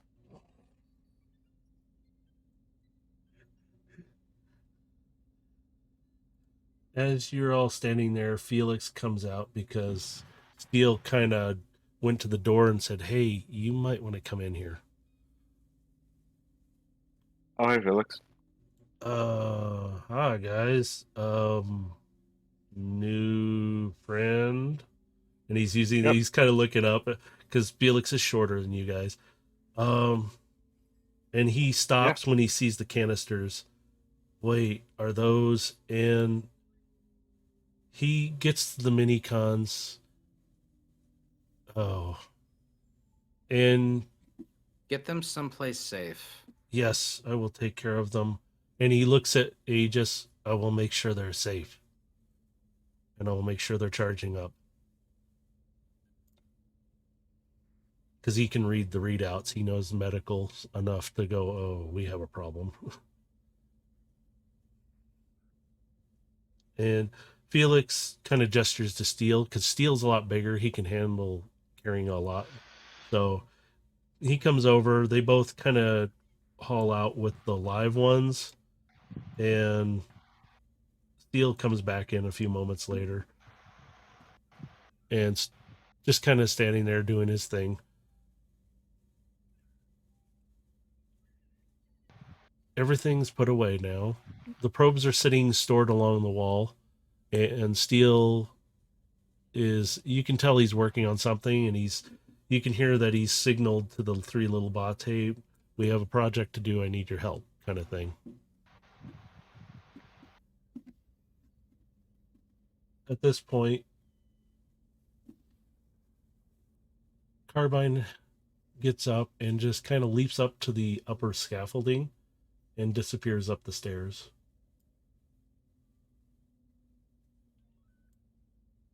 Move her way over here for a moment. Oh, better than I would have thought. So, are we going to gather any more people, or are we going to set out?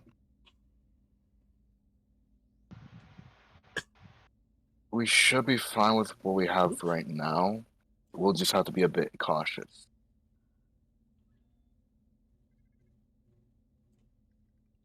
Whereas, All right. as my friend here said, we're going to be dealing with some ancient stuff, so we'll have no clue what's going to really work on them. I'm gonna go find the little bots, and I'm going to talk to them. Oh, they just got down into the cargo bay of all places. Yep.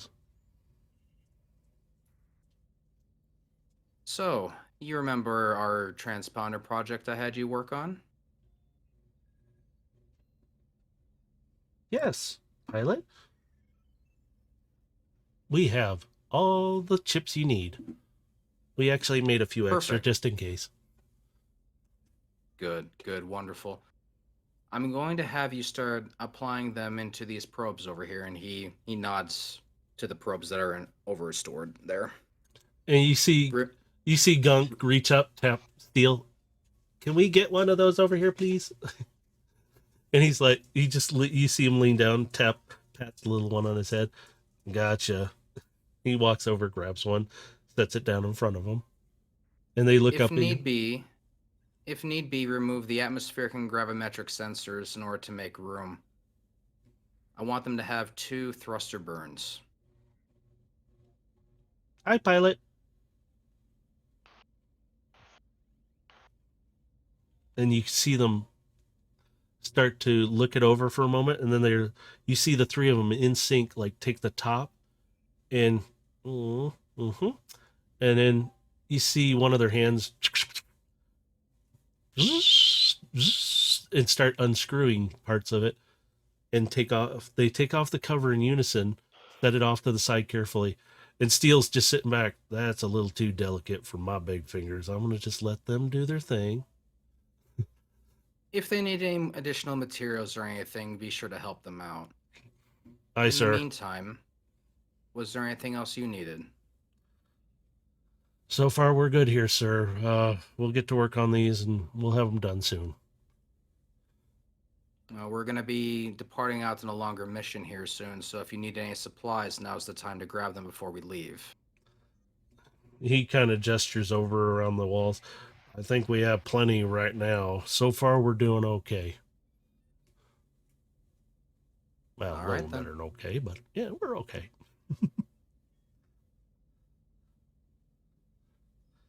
So with that said, he's gonna go find Carbine.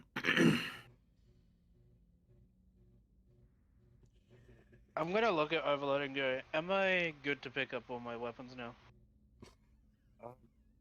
Should be, but keep them stowed at all times on the ship. It seems. There's And you only feel one that I cannot keep stowed.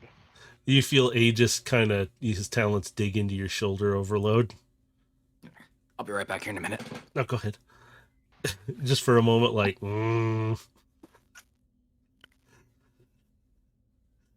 You just feel him. He's like, you feel his talons because he's back in his bot mode or alt mode.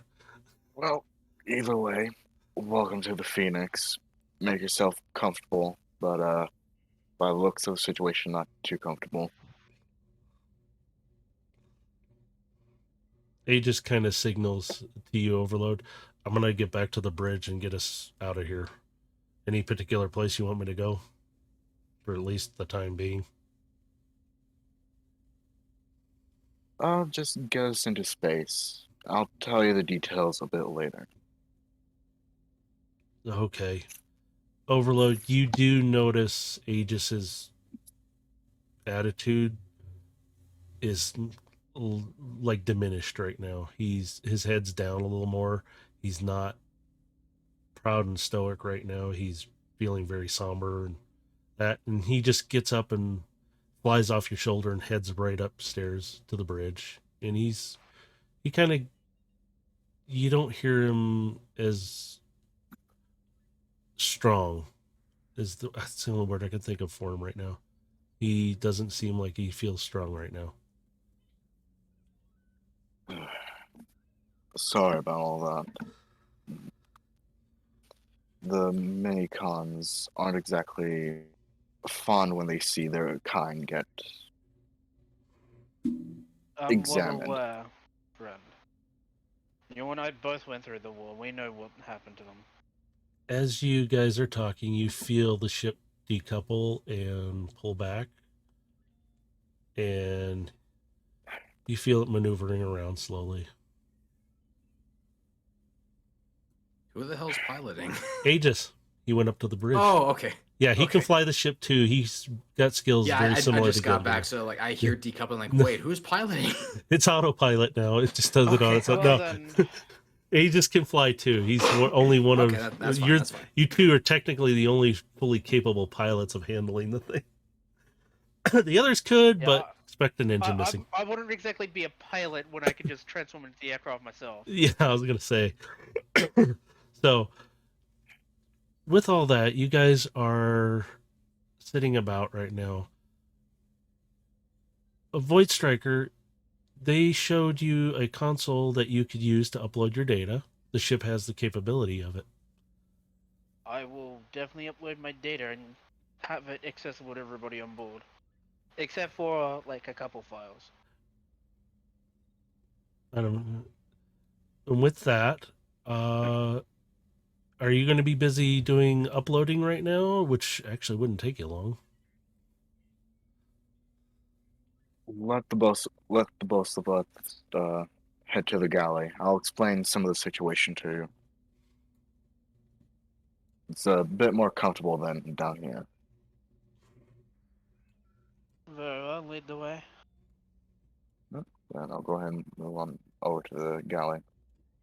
Which is the upper part where Kevin is. Okay.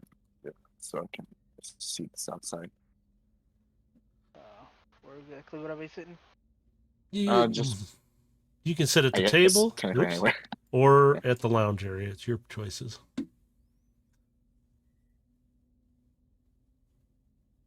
Yeah. I'll just go over here. I'm in here, but I'm not here because I'm trying to find Carbine. Yeah, you're looking around. You can kind of sense where she's might have gone for you, Gilgamesh, and you think she's gone back to your quarters. And when I say your quarters, I mean both of your quarters, since you both are in there. So Yeah.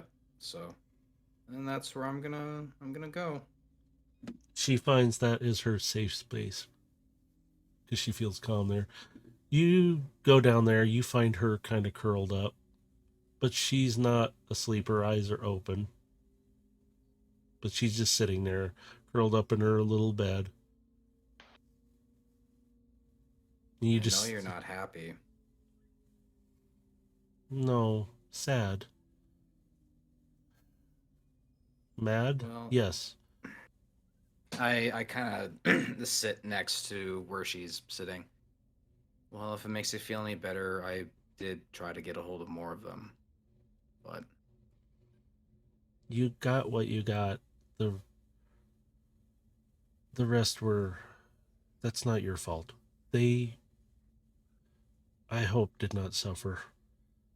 Their sparks, at least, hopefully returned to the Great Spark.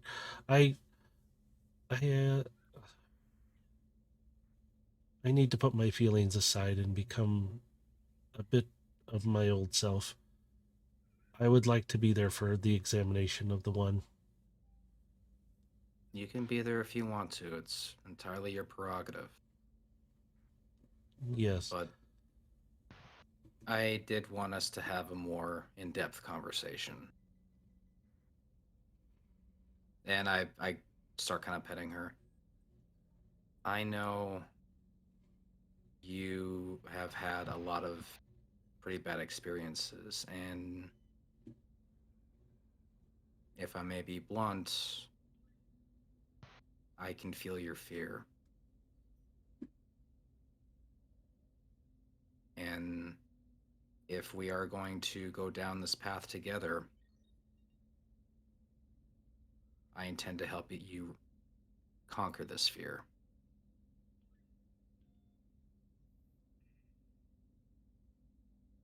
Carbine, we're walking a path that is dangerous to us both. And we need to work together if we're going to get through this. I know. I thought I lost you. Communication. I could not hear you, could I not know. feel, and now I feel again, and I need to learn more, and I will be glad to learn. Well, the trip we're going on is going to be a fairly long one, and we are going to have some downtime. So, with that downtime, I would like for us to begin training. She perks up her ears and she kind of pops her head up. Now? And her eyes are wide and kind of excited. I could use I something mean, else to do instead of think right now. sure. We can do some visual learning for now. I think that might be best for us. She tweaks her head to the side and her ears kind of flop a little bit and looks at you. Okay. And with that, we're going to go back to Void Striker and Overload, who's sitting in the galley. What are you two discussing? What's the gossip in the galley? So, as you already know, that me and Gilgamesh are employed on trying to figure out. Well, we were tasked to find this compass, as I place on the table. That much you already know. However, with this contractor, we don't exactly know much on, and me and Gilgamesh have a plan on meeting them, in which we have two advantages. One, we still possess the compass, and two, they don't know about you. And considering your habit, to say, it could be very helpful in infiltrating and possibly getting the drop on them if things kind of go south. You're up for that? I'm here, aren't I? Good. I'll tell. The contractor we don't know, but the middleman we could say, is a bot called Soundblast, was it? Or, yeah, Soundblaster. They seem to have a past with Gilgamesh, but at least with me, they seem like we're on good terms. So hopefully they won't try and backstab us. Hopefully being the key word. Oh, right. Yes, it was Sound Blaster. That was weird. Couldn't talk. I am the untrusted stranger on board this vessel. Tell me what locations I should not go near.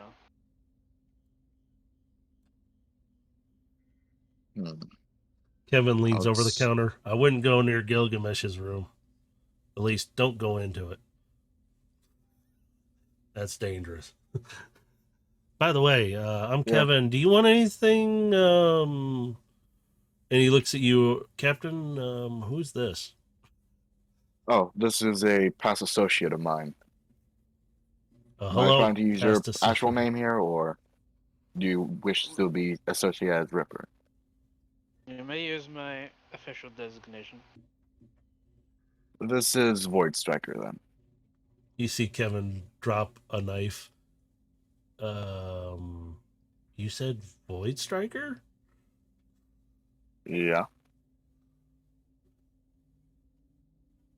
I thought you were a legend, like, didn't exist. A ghost, so to speak. Well, it's easy to become a ghost when you can do things like this. Right in front of him, I'm going to manifest Decepticon signal, switch it to an Autobot, and then remove it again. Okay. Very interesting. Thank you. Mm-hmm. Do you want anything to eat or drink? How's that? I'm just going to ask you that. Mm-hmm. I am good for now. Thank you, though. All right. Captain, do you need any food? Some ham would be fine. On it, sir. And you see him turn around, and he kind of hesitantly looks back. And you hear him, Voice Striker. Nah, it can't be. Goes back to like you see him pulling out a plate, and he starts slicing stuff, and doing his thing. There isn't exactly a lot of places that you're not restricted to. Besides, well, Gilgamesh's room. That's one of the more obvious one. I would say tread a bit lightly within the engineering, because that's where the little ones typically go, and they really like their stuff in there. So it's best not to touch some stuff unless you have permission. But besides from that, most of the areas are more or less open limit. Just make sure to ask in some areas. Now, this Gilgamesh fellow said that your ship was potentially compromised? Yes, that part. That part will actually have to get to the engine room if you wish to follow them. Well, it'll be better to sort this problem out sooner rather than later. I'll go ahead and lead Void to the engine room.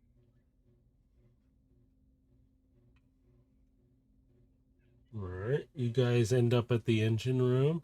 You kind of come through the door. The little ones are not in there, but Blend is.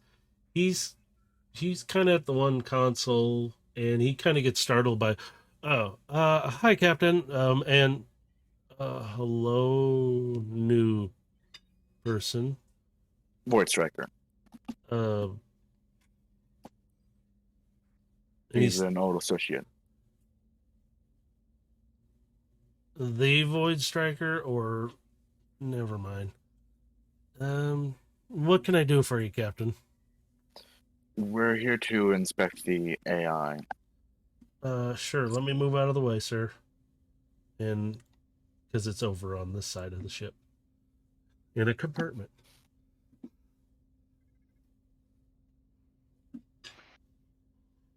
All right. Messing with your ship, guys. He's messing with your ship. Just imagine him just rubbing his hands together, just like, oh yeah.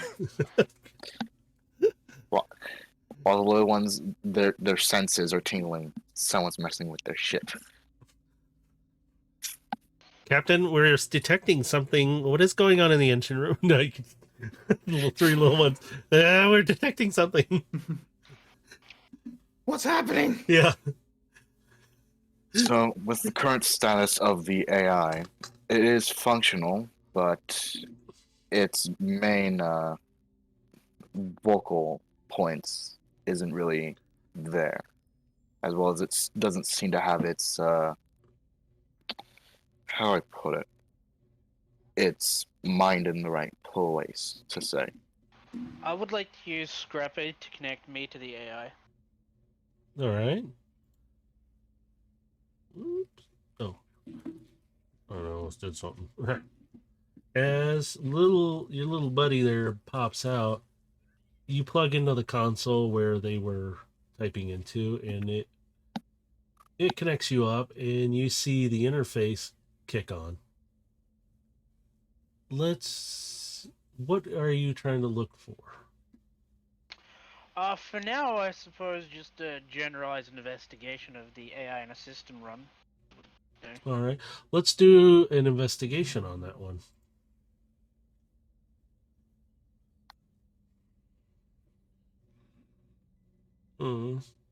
That's an 8 unless he's getting assistance from his little buddy. His little buddy is just his little buddy. He really doesn't do too much. That's fair.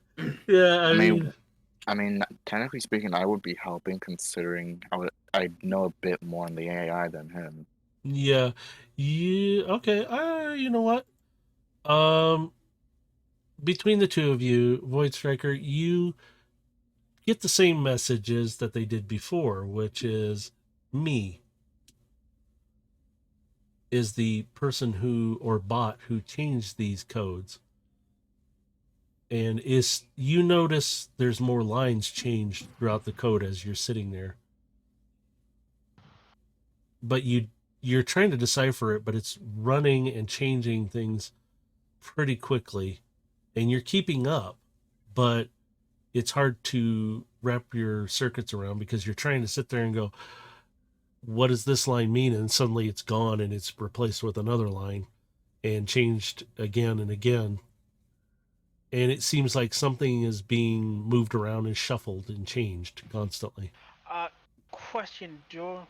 Can I still use one of my feats on that roll? I'd allow it. Let's see what you got. I'll add a 5 to it. All right. Sorry, dog's starting to bark at something. With that, you're recognizing that the AI is doing something to the system. You notice through your input that the levels have been changed almost constantly over cycles, and every cycle something seems to be changing and shifting around, but it's not affecting the ship fully, just in certain systems. And it seems to be changing things around for a reason.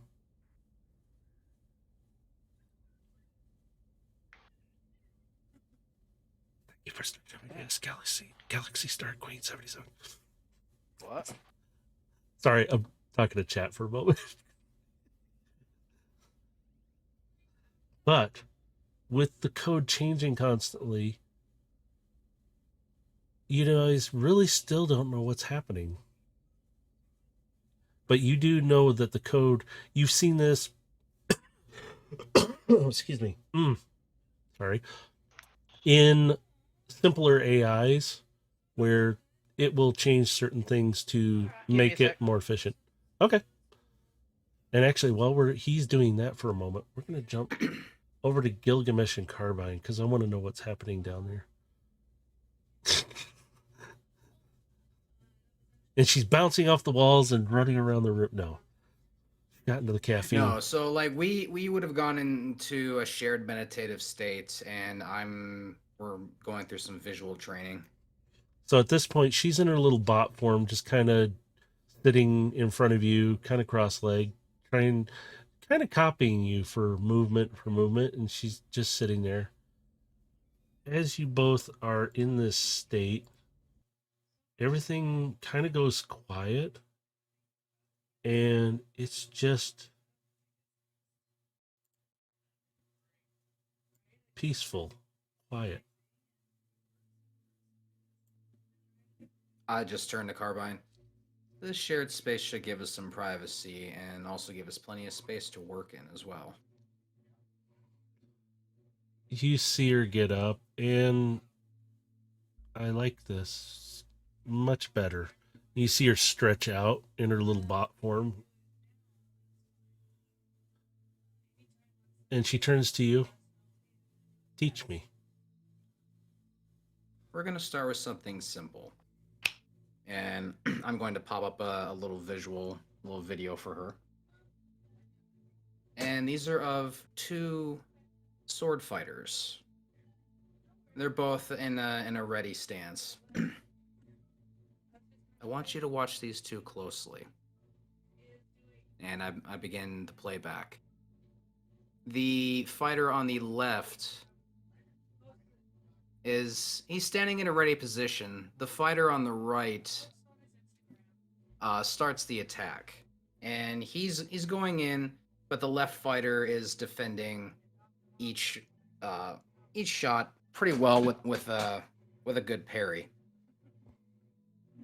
As the fight's going on, I'll lean over to Carbine. You need two things to win a sword fight: perfect timing and distance. Oh, I thought one of them would be the sword. Just watch. Right now, the teacher is controlling both. If the student doesn't make an advance soon, he's going to get cut.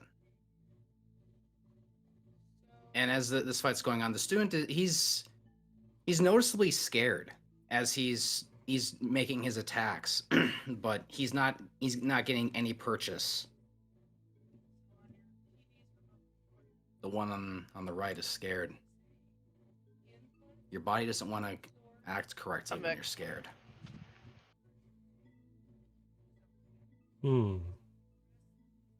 I This feel scared.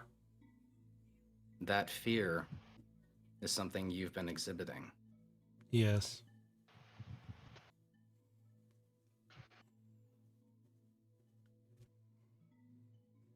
The fight continues on, and the student is eventually defeated. But they're allowed to... He gets back up, and they are allowed to retry. I know that The student scene. starts That's to... real brutal. The student is getting better. Each time he's going in, he's slowly starting to conquer his fear. He's starting to get better and better. And eventually, over time, after a couple more tries, the student does eventually defeat the master. And the video will stop. And Interesting. I turn to Carbine. I learned through this method. Sword fighting is a unique way to help one conquer fear, but if you will allow it, I will train you the same way I was trained. And while fear is still present in our lives and something we do have to control, it is something that can be controlled. Carbine, I assure you, if you follow my teachings, you will not be gripped by fear ever again. She turns to you. She looks at you. And from her back, her energon blade comes out. Teach me. I'll slowly rise up and I will pull my energy saber from its holster. And with that, we're going to jump back over to Void Striker since he's back now. And let you two have your little time to practice. And I lost the one thing. So we'll wing it without that sound. It's okay. It's just a background noise anyway. Void Striker, you're still hooked up to the computer. You're still reading this happening. And all you get a response back from now is busy. It just comes up busy.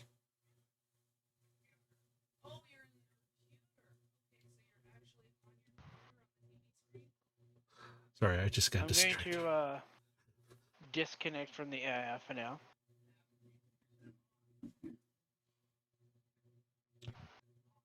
It's not a The potato. AI is definitely doing something. What it is doing, I cannot determine until a later date. I figured as much.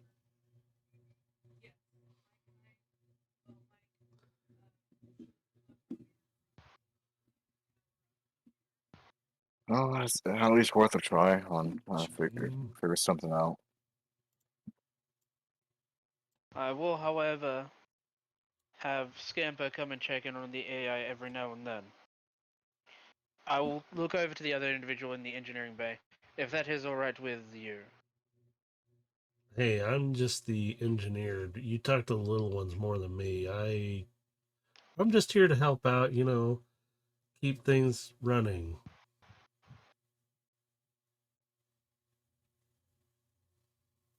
Well then, I shall find them and get their permission to do so.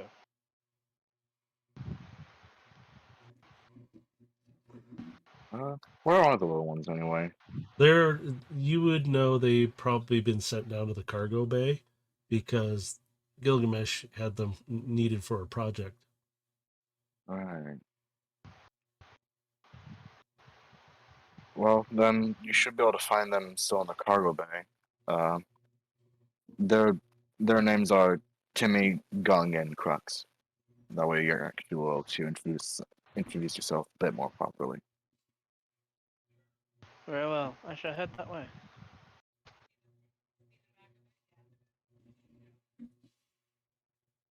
Overload. What are you doing now after you've talked with Void Striker? Guess I'll head over to the bridge. On the situation over there.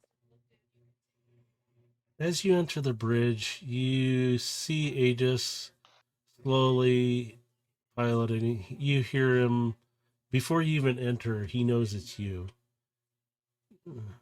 Overload. We're on silent running, keeping the signals low. You you hear his voice, but it's diminished down right now. We're heading on a course general to the coordinates. I didn't know if you wanted to go that way or not, but I'm keeping it very slow right now. That's fine. And from the sounds of it, without even having to tell from your feelings, I know you're down about the whole situation down there.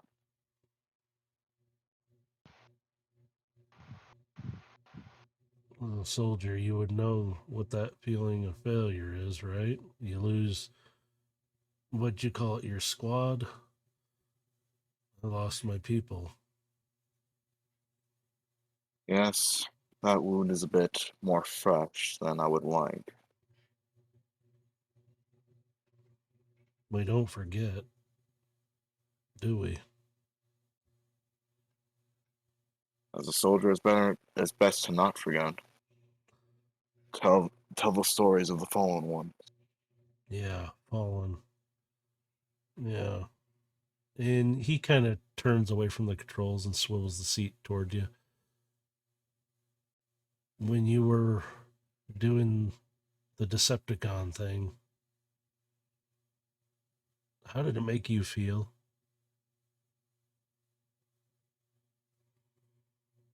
Beginning, it felt empowering, being able to win after win. Because every soldier has this illusion that, well, they're untouchable. Until the first time you actually start to fail, and then reality hits them. At that point, it was just survival. To do for what a cause was.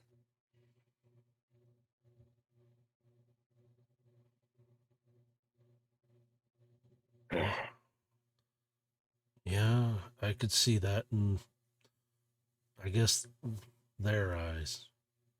Those ones who came to our planet. But they saw us as an asset too. But they killed many of us. I am happy that you and Gilgamesh have found some of our people. I am saddened by the loss of some of them. I don't like the idea of the examination, but if it helps figure out what has happened to them and is happening, from what we, Carbine and I, can tell, most of them are not charged up hardly at all. The ones who died of no charge at all. It's still the loss. They're like not soldiers. There are people. How do you... And you see him kind of... He just starts breaking a little bit and his head bows down further and you see drops coming off of his face. How do you deal with it? Simple. I live on. But I failed. Then succeed the next. How? Live on. You living tells the story of those that have not.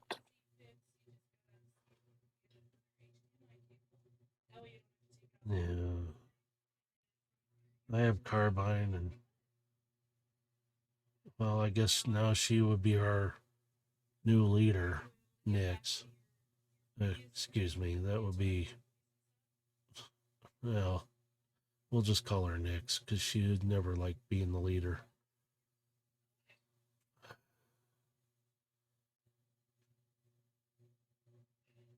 Yeah, never mind. I'll just get back to flying the ship. And he swivels the chair around, and he doesn't show his face at all. He's keeping it purposely away from you, and you can see him just kind of flipping a few switches that really are not doing anything. He's just flipping them like flick, flick, flick, flick, flick, flick. He's just trying to look busy. Yeah, he doesn't want to be. He's trying not to be. Notice that he is still crying. If you're still down, I can show you something that might make you a bit better. And without turning, what's that? I'm gonna transfer the data of the man tripping and falling on the expensive wine to the terminal next to him.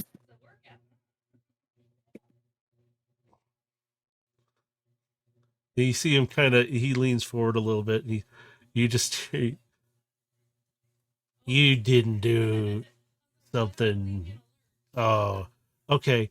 And you see him turn around. You see the tears a little bit on his face, but he's smiling. And he's like, okay, bring it up. Like, we got to see this. I'm gonna bring it up. He puts it up on one of the bigger screens, and he just sits back. As soon as the guy trips and lands, he just starts laughing hysterically. And he's just sitting there. He falls out of the chair and he's rolling on the floor, just laughing at it. And he gets up stumbling, and this time it's tears of just him laughing so hard that it's just coming out his eyes and he can't stop. And he just looks at you and he hits you on the leg, like he punches you, but not hard enough to hurt you. Just like, that was good. That was good. And just hops back up on the seat and he's just giggling away. And you can see he doesn't take down the video. He just kind of plays it every few seconds, starts laughing again.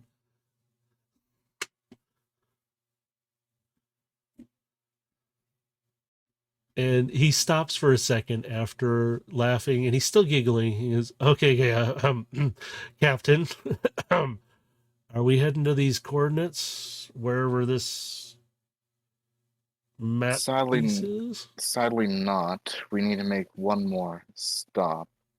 Where to, Captain? I'm gonna send a quick message over to Gilgamesh. Beep, beep. And I'm just gonna have only one sentence on there. Shall we meet them at the place where this all began?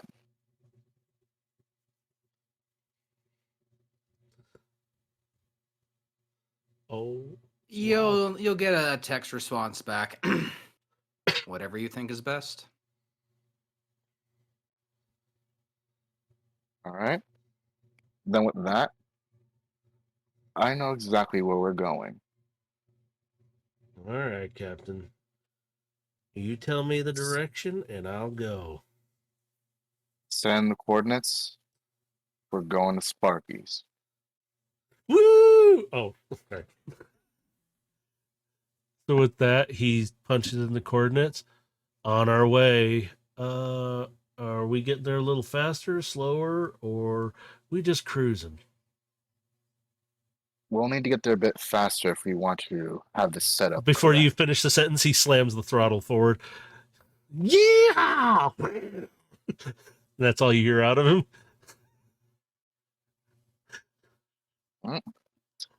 And I'll go ahead and send on over a message to Sound Blaster with replying to his message on that we have most of what is being looked for, as I'm gonna put an attachment on there of the compass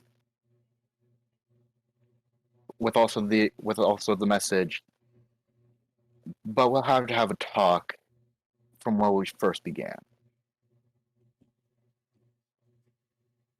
And make sure to bring the employer.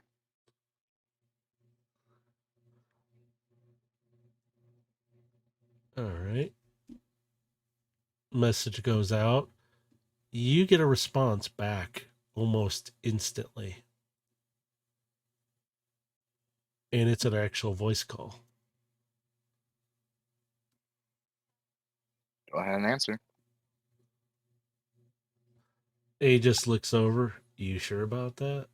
Just he's pushing down. He's reaching for the button. Presses it. It just looks back like I'm just the pilot. I'm not gonna acknowledge anything. I'm just gonna have my hands behind my back and just waiting for the responses. All right, let me get into my why Gilgamesh or God, man, I'm used to talking to Gilgamesh all the time with that one. Why Overload? It is good to hear you.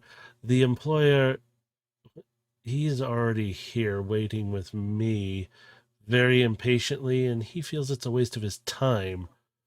We will meet you at the designated location. Don't dawdle. Be there quickly, or things might turn deadly. Well, don't worry, as I'm just gonna hold out the compass. We'll hold up our bargain. You see Sound Blaster kind of look over. He is As I'm just gonna, agreeable immediately. We will be there. as I'm just gonna put my hands behind my back again. Very well. Then I look forward to meeting you back in person, as well as this employer of ours. Yes. Yes, sure. Yes. We will meet again. All right. Then Yeah. cut comms. The image goes down, and A just looks over. He's an ass. So, Yeah. And he's planning something. yeah.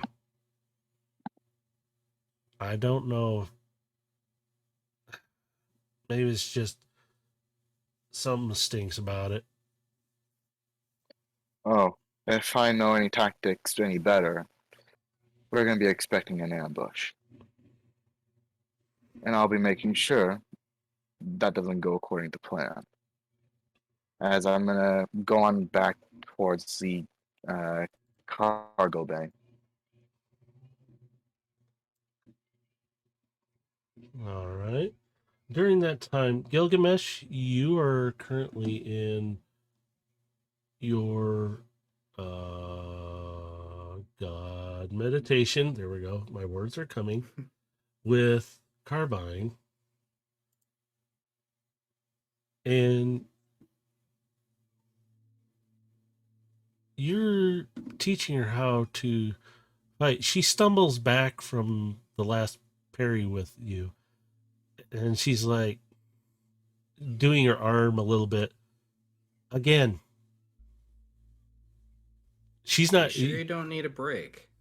No, and before you could even respond, she lunges towards you.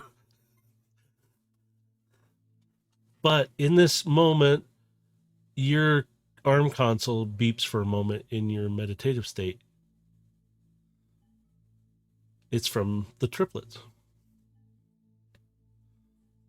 So I'm going to sidestep her swing, and I'm going to answer the call. She goes flying. She slides a little bit, and you see her pound the floor again. She's getting more aggressive about it. It's like, I'm not giving up. Carbine. Calm. Yes, I know. She's frustrated.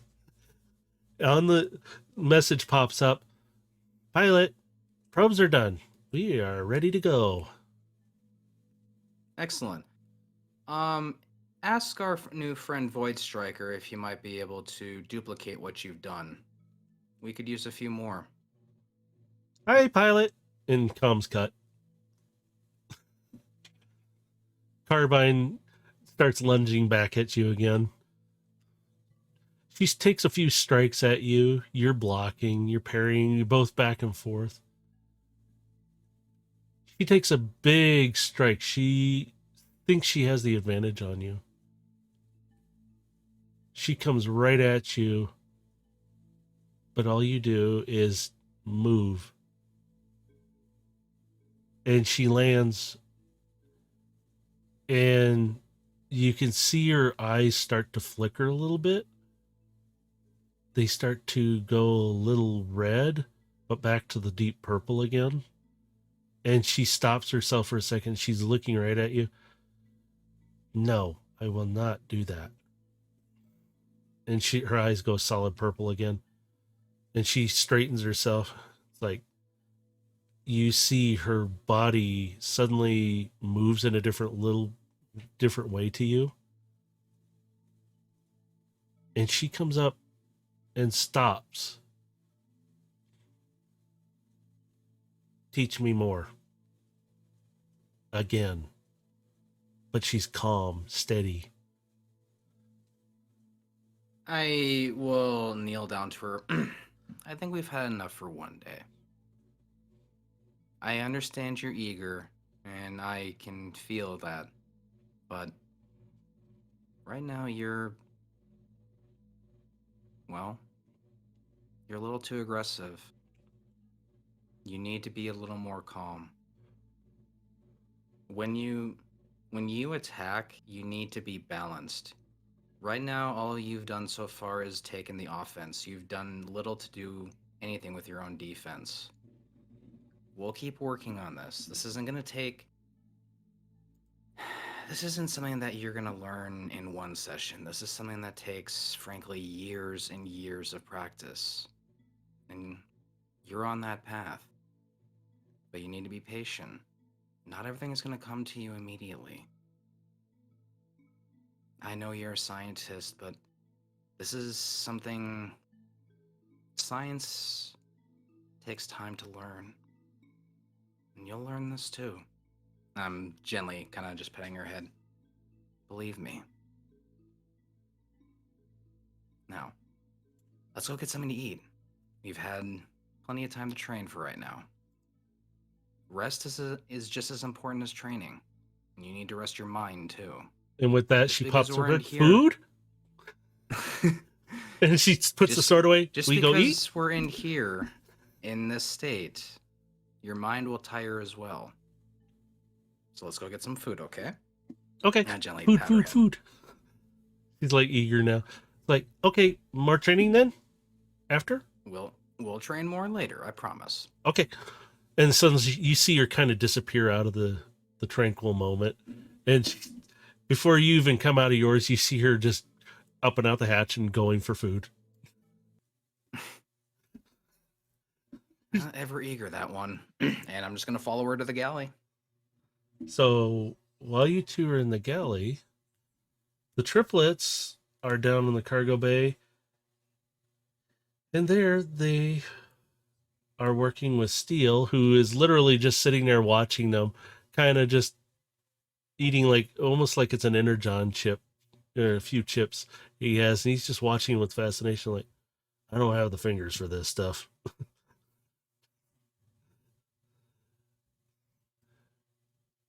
Void Striker, you're going down there to find them.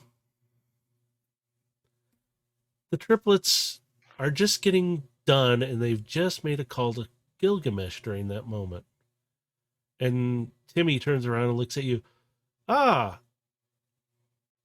And he looks you up and down. Really big bot. And he has to crane back, and the three little ones are literally craning back to look up at you. You must be I the... would like to use a large reduce to shrink my size by 1 class. They're still looking up at you. They're like, still big bot. I'll kneel down. Hello. Are you Greetings. Void Striker? Indeed. We call him Big Bot now. He Big Bot. Hi, Big Bot. Greetings, little ones. Can we do something for you? We need to do something for Pilot. Yes. Can you make more of those? And they all three point back like childlike. Possibly. I will have a look in a second. I came to ask you for permission, as I will show them Scamper. If my little friend Scamper can go check on the AI every now and then. Sure. And they walk over. They're like, do you have him out right now in front of you? Yes. They come over and they're like, ooh, little bot. And they're petting it. It's nice little bot. Now, show me what you require me to do. Can you make more of these? And they're pointing toward one of the probes. I would like to have a look at it, see if I can. And they just move aside to let you come in. Steele's like, they're not very heavy. I will pick one up and give it a once over. So if you want, I'll describe it since I kind of engineered these in a way. Yes. So what you're looking at is a long-range sensor probe that has 2 burns of energon fuel in it. The gravity and gas sensors have been removed for a dummy ship transponder.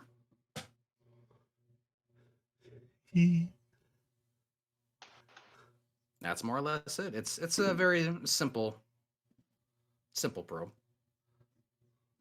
I should be able to recreate these very easily. Let me see. Oh, I know who I will use for that.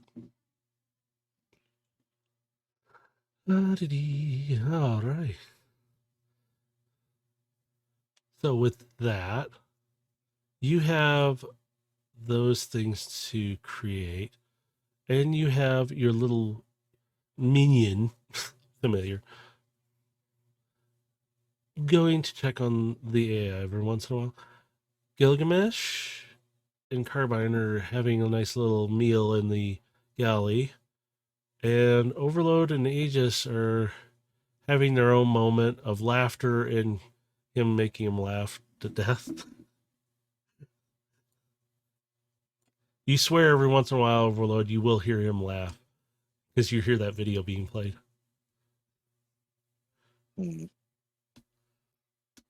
So, with that, is there anything else you all would like to do. I'd like to have a look at the ship from the outside. All right. So, Steel is down there, and you want to take a look at the ship outside. We're flying pretty fast.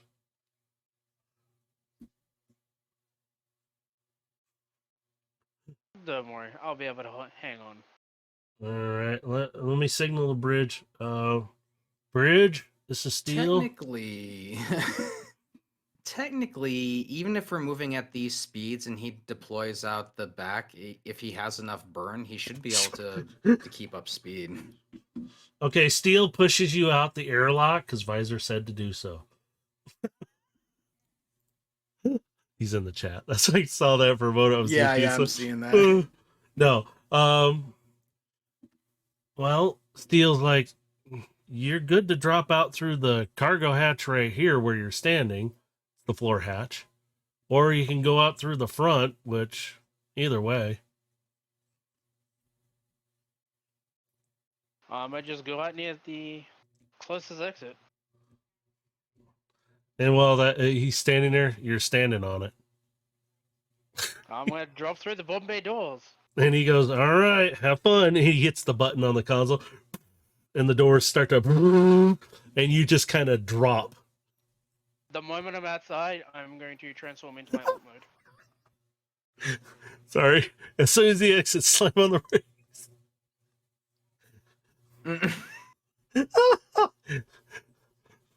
I think I might put some things in here for the audience here to actually interact with you guys once in a while. Just to have a little with fun. something. Yeah, that's. I'm like, It's probably just gonna be blue fucking with us, right? Yeah, I know. Yeah, it would be. Although somebody else came up with some other ideas in the other thing yesterday. So, but we're not talking about him, Dave. By the way, Blue, you missed the best opening to this live stream. No, you didn't. Shut up. Go back and watch it. No, as you, Void Striker, as you drop out, you see the planet that was way back there. It's smaller now. You guys are booking it along pretty fast. You're dropping out. Are you transforming yet? Yes, I'll transform. Yeah, into he said he was on his face. transforming into his Yeah, form. okay, I want to make sure because Visor got me with that one. It just threw me off. So now you're outside of the ship. I would drop 100 bits to reroll an attack for enemy with advantage. Okay. I'll work on it. Shut up. I'll work on something. I'm going to stop. Dave, make me stop looking at that. I'm going to just do this. There. So you're outside the ship flying around. Aegis is just flying along with the ship. And it's pretty smooth. Are you looking for anything in particular on the ship? No, I'm just looking to see its generalized wear and tear, its durability. You see it's had some upgrades, the engines, the armor. You can visually see that. There's nothing around to inhibit your vision to it. You notice scorch marks, bangs, and dents here and there, but it seems pretty sturdy in all forms. Nothing really out of the ordinary. It's in pretty good shape.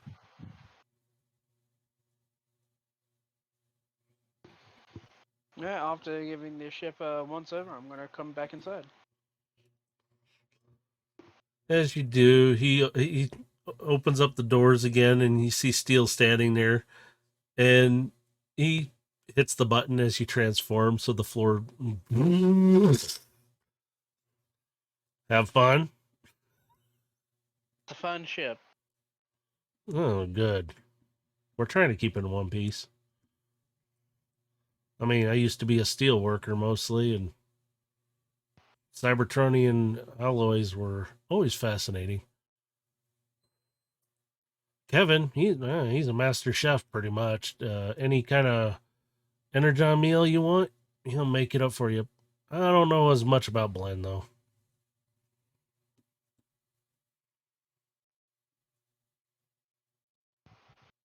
That's fair. Every One needs an area where they can excel.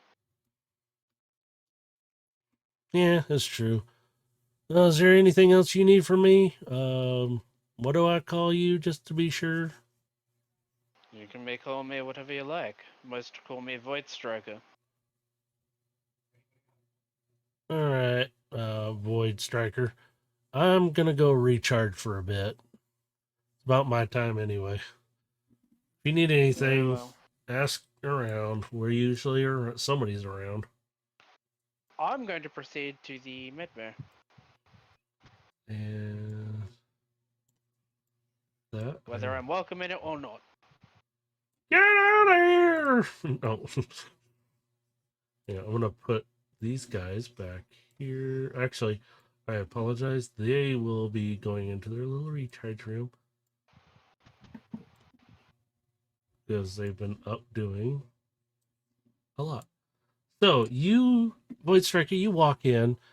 Felix is in there, and you see a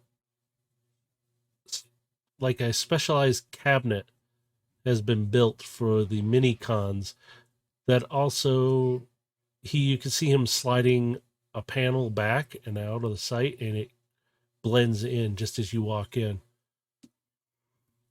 And Felix turns around to keep them safe and charging them up. Right now I'm monitoring them all. Safest and most logical choice. You new to the ship. Who are you? I am Void Striker. Uh, Pleasure. Nice to meet you. You a type of doctor also?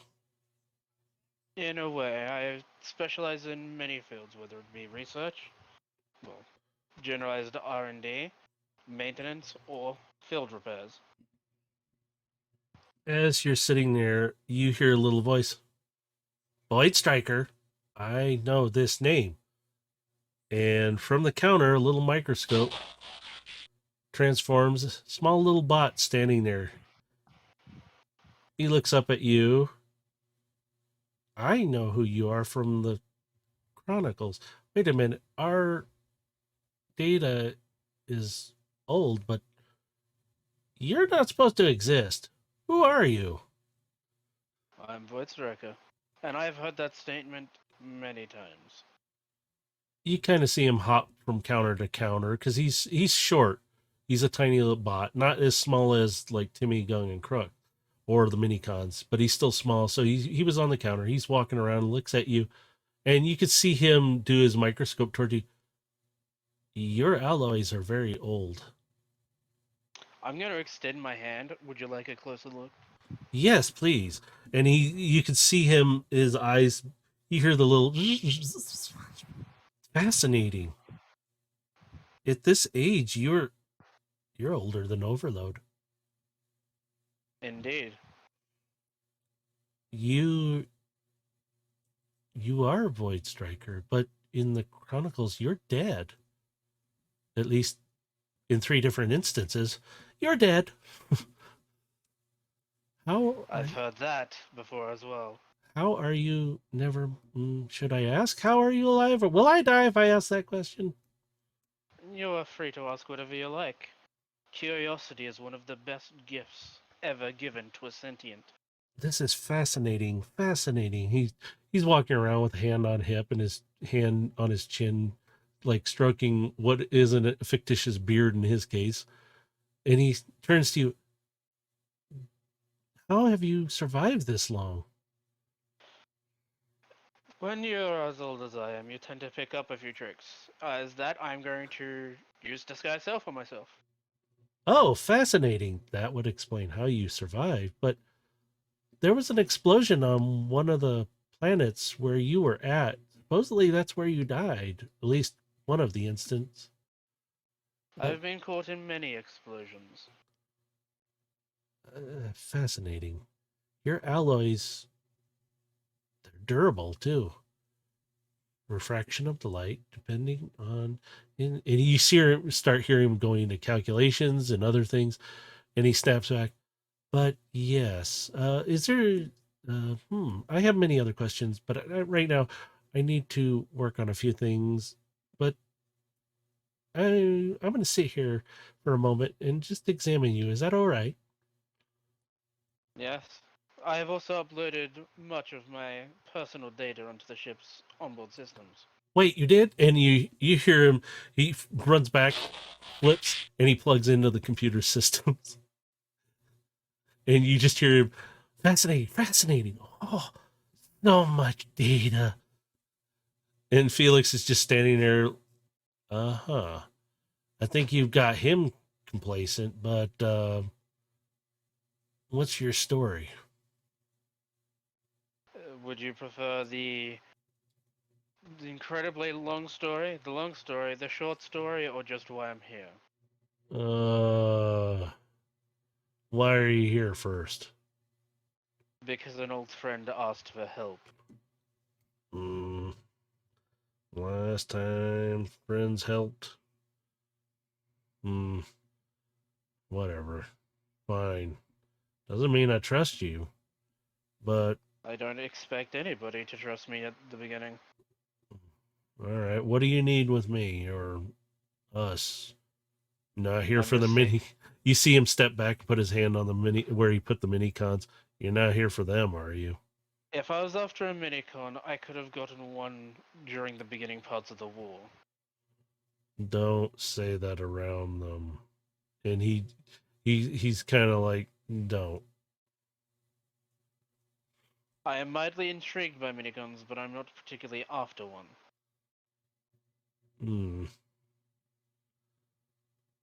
Fine. In fact, I'll bring up a file. I have in fact been researching a way for other bots to communicate with the minicons that aren't linked with them.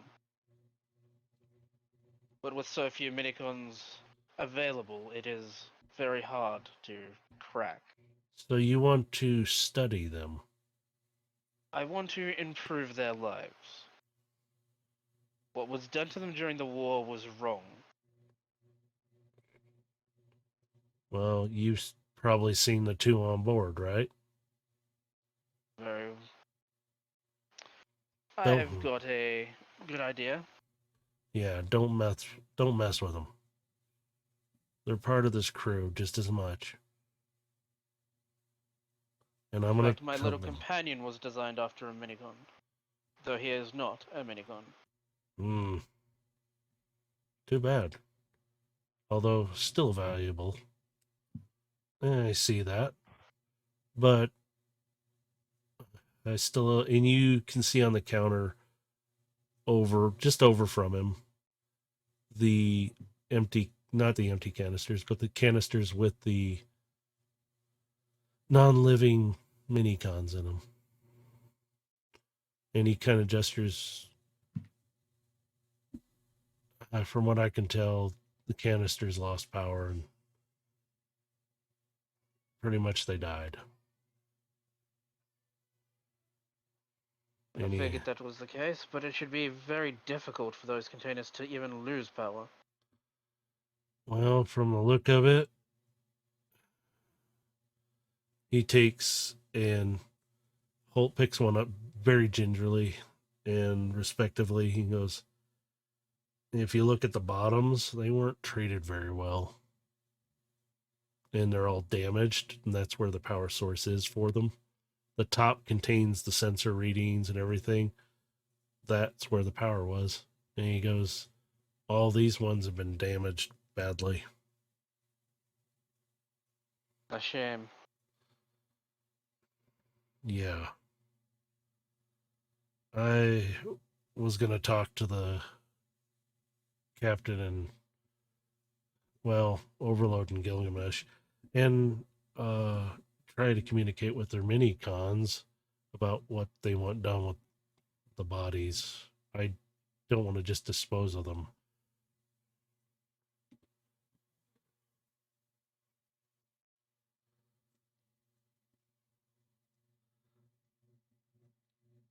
That decision shall be theirs and theirs alone. Yeah. And he gently sets it back down. I'm keeping them right here for the moment until I hear word. I don't leave this room very often. It's going to be locked from now on. So if anybody needs anything, they're going to have to ask. or Micron can open it too. Yeah, I primarily came here to offer my services should they be needed. Well, they trust me to do work on them. You might have a little harder time with it. And I also came here to give you access to my private medical files, which I still have locked on the shipboard systems, since I assume you are the onboard medical professional. Yeah, and he points toward his chest with the make do medical cross, which is not, it's there, it's painted on, it's decent enough. He goes, I became the medic just because nobody else was. I I'll appreciate transmit it. him the access codes to the files. Thank you. Apologies if some of the systems are incomplete. Some of those subjects are still being researched. Researched? Never mind. Im- I'll look at the primary ones right now. I could brush up on some newer medical strategies. Maybe some fabrications that will aid in repairs.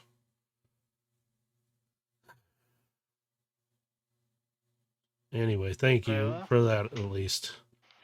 You just hear Micron over there. Fascinating. Oh, so much data.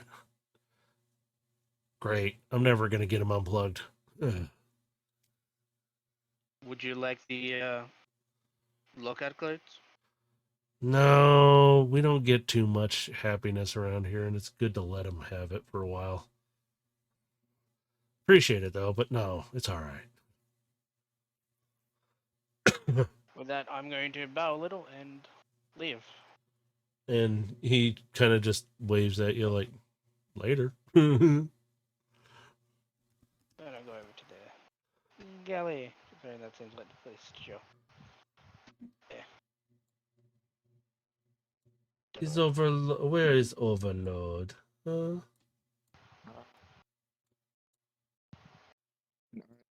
Probably be in the galley. All right, so Uh, you could be in, you could be in the lounge part, relaxing. So as you both get up into the galley, you see each other. Its ship is cruising along nice and smooth. You can see out the window the stars and everything. Gilgamesh, did you make your way to the bridge? I did. All right. And Carbine should be with me as well. Okay, we'll just say she's there because I don't want to move her icon. I don't want to move it. Yeah, we finished our meal, and I'm kind of going back to work on what I was doing before. Aegis is sitting in the co-pilot seat, and he's doing his thing. Carbine's kind of not around your shoulder. She's over with Aegis, and she's kind of wrapped around him, and you can hear the beeping and booping back and forth, like, and his hands go up every once in a while because he's in bot form. She's in her cat form. It's like, really? You know, the gestures of, you could tell they're like, I'm trying to work here. And she just keeps batting at his arm or something and just annoying him. I just kind of smile and shake my head a little bit, and I'm continuing to work. So first thing, I want to run a comparison of the ship before we lost the AI and after we lost the AI, and I want to measure any changes in energy output, any leaking energy, any sort of anomaly that might pop up. Do you want over a period of time? Like, Well, that's from why that I say point like to, like, do you want it before we daily? lost. Yeah, well, yeah, that's what I say. Like before we daily. lost Phoenix and up to now, and run a comparison as to what is happening with the ship, if there's any noticeable changes. All right. So the screen comes up and you track back and you follow this pattern. It seems pretty stable. So when Phoenix was on board, the ship was operating at like premium speed, power, everything. The ship is kind of doing that now, but it's changing. You notice since the day you got Phoenix back, the ship has been operating most of the time at peak power. Everything's running perfectly almost. But the gauges change every day. So I'm not even going to have you do perception for it. You'd bring it down to hourly, which is cycles. The cycles per cycle has changed up and down for each of the systems, has fluctuated. So not one system is completely, there's like one or two systems that are not fully running at peak performance at one moment or another, but they're all fluctuating back and forth. The ship I'm focusing in on this hour, and I'm checking what systems are being affected. Mostly it fluctuates between electrical back to pretty much, it's like going to the engines, going to another part of the ship where the main reactors are or the main engine is, down into cargo bay. You see the map of the ship, kind of everything is shifting around really fast. Like you can see it suddenly, oh, it's going here, now it's going here, now it's going here, now it's here, every hour. And you speed it up and you see it's super fast. And it's actually faster. Just based on what I'm reading here, could I naturally assume that the AI is making these changes?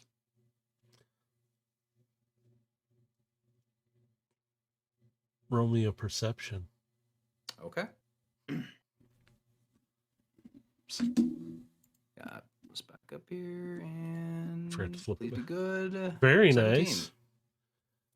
You get a full idea that the AI is doing changes to the ship. Something is happening. It's either making it more efficient or it's changing it in some form.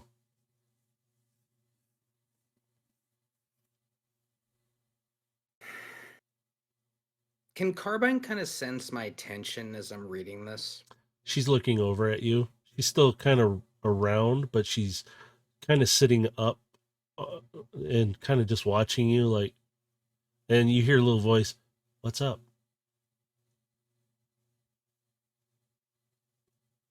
I think I might have discovered what the AI is doing, but to what end, I don't know yet. She gets up, hops down from Aegis, and hops up to you, climbs around, and perches on your shoulder and looks down at the readings. She's staring down at them.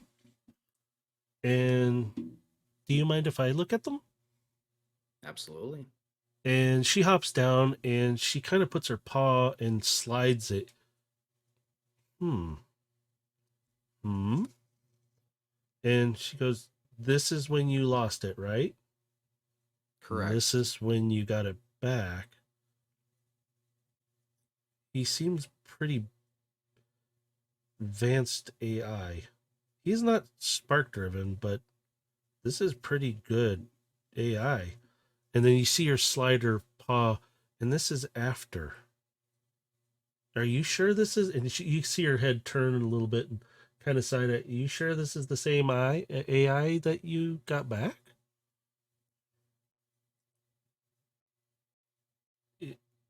This right here. Now that you mention it might not have been. Hang on. Can I look at this code, please? I zoom in to it to let her read it better. And she watches you do it, and then she takes her paws and starts moving things. And it's funny, you're watching this caracal, and it's just moving things around. Wait, this is before. Look, and she expands it. See this code? This is its AI. It's advanced. Like, this is right. Pretty basic. It doesn't have much for change. And then she minimizes it. She goes, "But this one, this is after. It's still the same AI, but something happened here." And she puts them both up on screen side by side. This line here was changed. Any idea on how we can maybe reverse it? Maybe bring it back to what it was before? I don't know if you want it to. And she slides the screens out of the way and she goes, It's doing something to your ship. That's the part that No, concerns me, especially if we're about to undertake a large mission of this scale. I don't like the idea of the ship being compromised in any way. As much as I want to try to avoid it, I don't think we can avoid their trap. I don't And think it Gilgamesh is. kind of sits back. You remember our friend who shot at us in Velocitron, yeah? She turns and stands up and turns around. Yes. It seems they might be one and the same. She bows her head. Great. Somebody else I want to take out now. She goes back to looking at the code. This is fascinating. Do you think it's dangerous? The one who shot at us? Yes. Well, that, but I was more referring to the code. Oh, the Do you- code. You want me to look at the code? No. I don't think so. It's keeping the ship running, but it's taking systems at random times. Not random. Look. It's exactly at every cycle it changes something. But to what Exactly. end? And he's leaning in and trying to study it. What is it doing? I don't know, but fascinating. I've never seen an AI do this.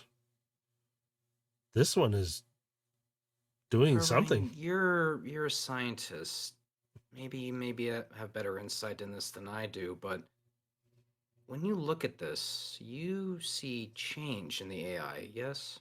Yes.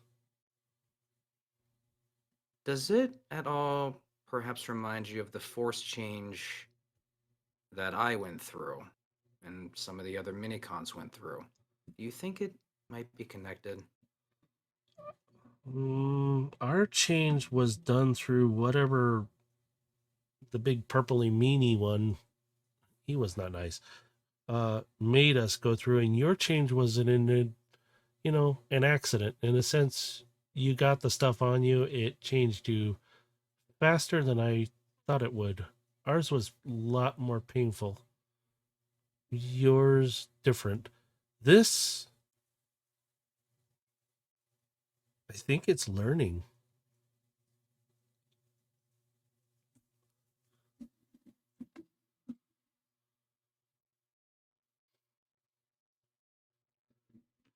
And I don't know what He it's just learning. kind of leans back in the chair. He's just. Do you think we should remove it? No. If you do, it might cause more harm. This thing is pretty well integrated, and she pulls up the schematic and what you were looking at as the powers. If it's rerouting stuff, it might be dangerous to do so right now. But I don't think it's causing harm to us. Did we get a virus? That's what I'm debating. I can't seem to find it within the AI itself outside of the strange code. But for all I know, this code may be the virus and I just can't recognize it. Yes, I could see that. I don't have a whole lot of information into this, but this is advanced. Beyond me, even. But I still understand some of it. It's fascinating, though. Oh, great. Now There's a I'm lot of sounding like the variables micro. at play here. We need to get a better assessment of everything. Not just what's happening here with our compass, but we need a better assessment of what's happening with the guild. What's happening really on the inside. Who's behind it. There's too many variables in them. We can't account for everything, so I feel like we're going to hit something that we just can't see coming. Yes. I agree. I don't like this. This is dangerous. We need to have contingencies ready in place in case things go south. I have fallback positions on Cybertron if we really need to, but I'd really not want to risk the ship or the crew. So I'm gonna We'll deal I'm gonna but say one thing at a time. I'm gonna say right now, you guys are about a couple hours into the trip. You're cruising along, everything's smooth, and actually, we're gonna advance a little further because you got a lot of time to play with right now. You get out pretty far during this time, and Aegis he kind of wraps his knuckles on the console like he's trying to get your attention, Gilgamesh. He could talk to Carbine, but he wants you to pay attention. I look down and what is it? And he points to his screen and he like whips it over to you. Like he just grabs it and swings it over to one of your screens and it pops up in front of you. And even Carbine's like, what's this? And you hear some beeping toward Carbine. Debris? What's debris? And she's just kind of, huh? I don't get it. Oh, ship debris. Wait, ship debris. And Where he's is like, it? and he touches his screen and it highlights. It's just off, say your, let's say starboard. I can talk.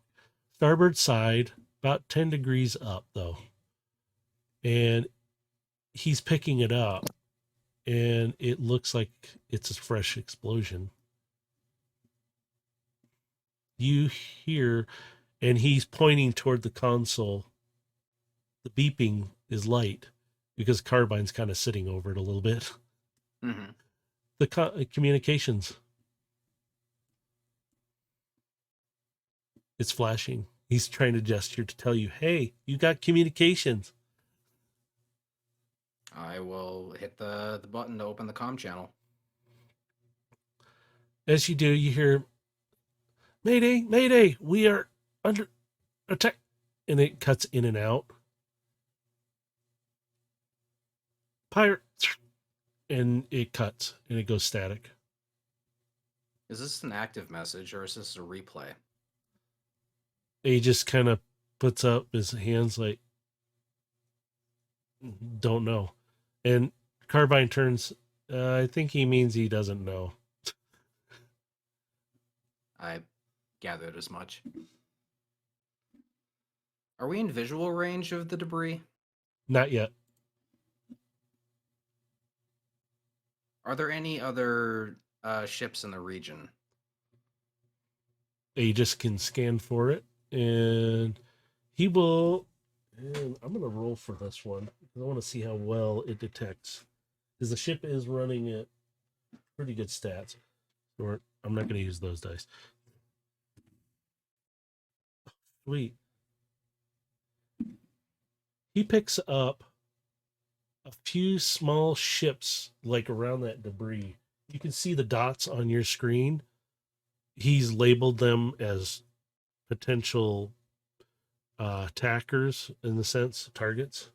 So you can see them flying around him really fast. Fighters.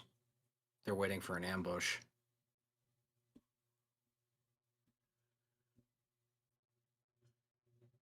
He's trying to read into the ship that's been, in a sense, been destroyed. And he just shakes his head like, no survivors. And Carbine's just relaying it as quickly as he's giving it. And it's like, And she turns to you and she goes, Aegis advises not to go, even though it would help. But if they're already dead, they're gone. Agreed. Maintain course, but keep an eye on those three in case they happen to break off from the debris. You see Aegis suddenly like salute you, and then he kind of looks back and he puts one finger up real quick and he turns and he brings down the systems a little bit. So the signal from your ship does not come out more. So he's keeping the ship at a kind of like a silent running right now then. Yeah. And Carbine turns to you and relays that. He put it to silent running, is all she's saying. You just will nod. All right. Keep your eyes open. And you I just don't know who they belong to, and I'm going to assume hostility. you guys are flying along nice and slow. Void Striker, Overlord, what are you doing back there in the galley? Stop bugging Kevin. I'm chilling. Same. Uh-huh. You ever But- try these nano nuts? Oh my god! Kevin- Yeah, fucking Like, dude. I don't know where we even get these, but my god! Kevin comes over to you, Overload. Nanonusser? Oh yeah. The elusive Void Striker, do you want anything, sir? No, thank you. Alright. Sure you don't want a nanona? I'm sure, thank you. Alright. He sits back, leans up against the counter, he starts eating his own. He's just sitting there, it's like, mm-hmm. So Void. More likely when we come into contact with this dealer, we're more likely going to be expecting an ambush. Void Striker, Overload, and Kevin, all of you roll a perception check right now.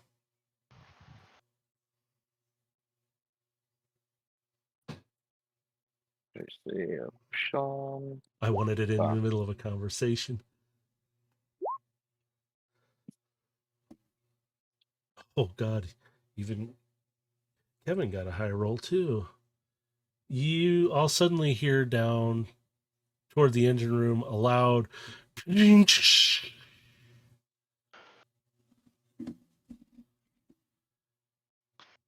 gonna move to investigate. Well, I should check that out. Kevin turns to you, Overload, real quick. Captain, do you need me to go too? Can if you want. I'll come as backup. If anything's wrong, I'll help. So he's going to move down there with you. Who's getting in there first? Void Striker, I'm assuming, would be? Yeah. Void Striker, you walk into... There's smoke coming around the engine. Up at the cockpit, Gilgamesh, Aegis, and Carbine all of a sudden feel the ship kind of lurch a little bit, like it's suddenly slowing down. I'm immediately checking engines and trying to determine what's happening. You guys will see that the readings on the engines have dropped and the power systems back there have dropped down.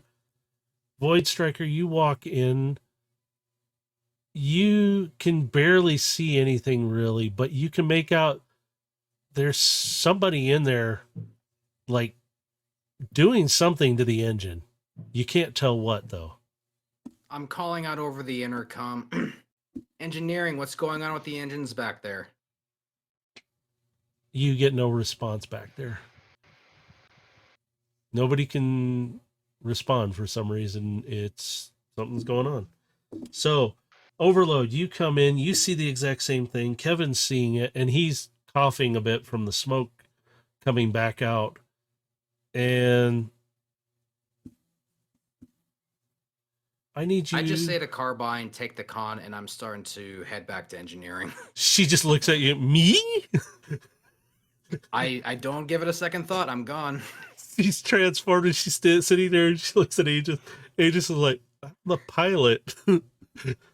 It's like, wee! And it's like, oh my God. You could, if you turned around at that moment, you'd see Aegis face palming, like, oh God. So No, I'm putting my trust in Aegis to pilot.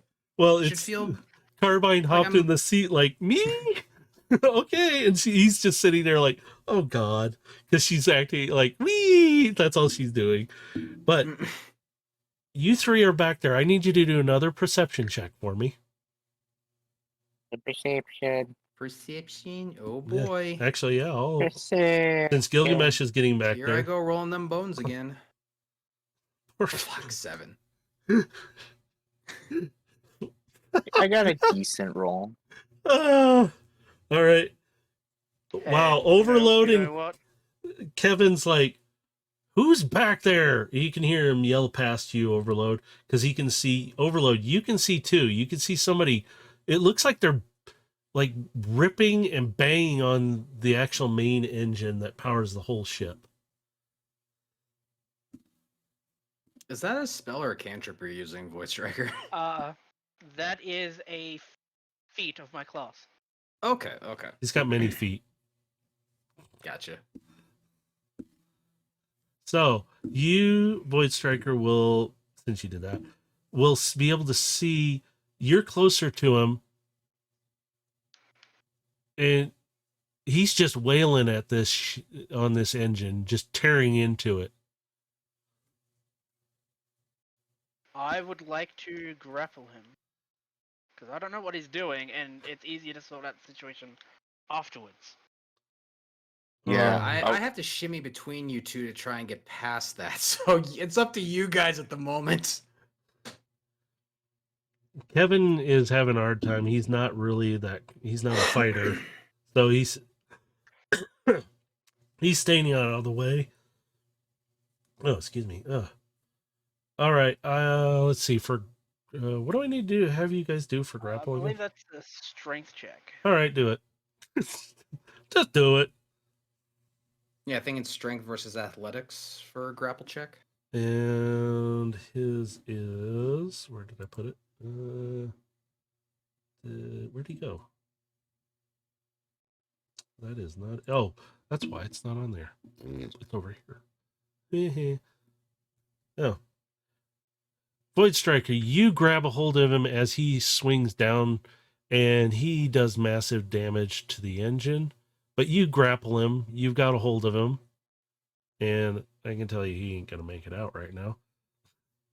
And the engine is smoking, flaming. Everything's happening. What do the rest of you want to do right now? Is he locked up in Void Striker's hand? Yeah, he's got him grappled right now. I was gonna simply say turn him around, like as Yeah, in, like you can facing towards me. Yeah, I will fucking drag him out of the room. Yeah, No, because as soon as that he gets turned around, I'm just gonna simply like say knockout punch, as I'm just gonna rocket fist. Alright, I'm putting this guy towards Oh. Overload. The ship's gonna move in reverse. Knockout punch. Boom. Oh my god! At least if I do this, it's guaranteed to knock him out. As Void Striker turns him around, Overload.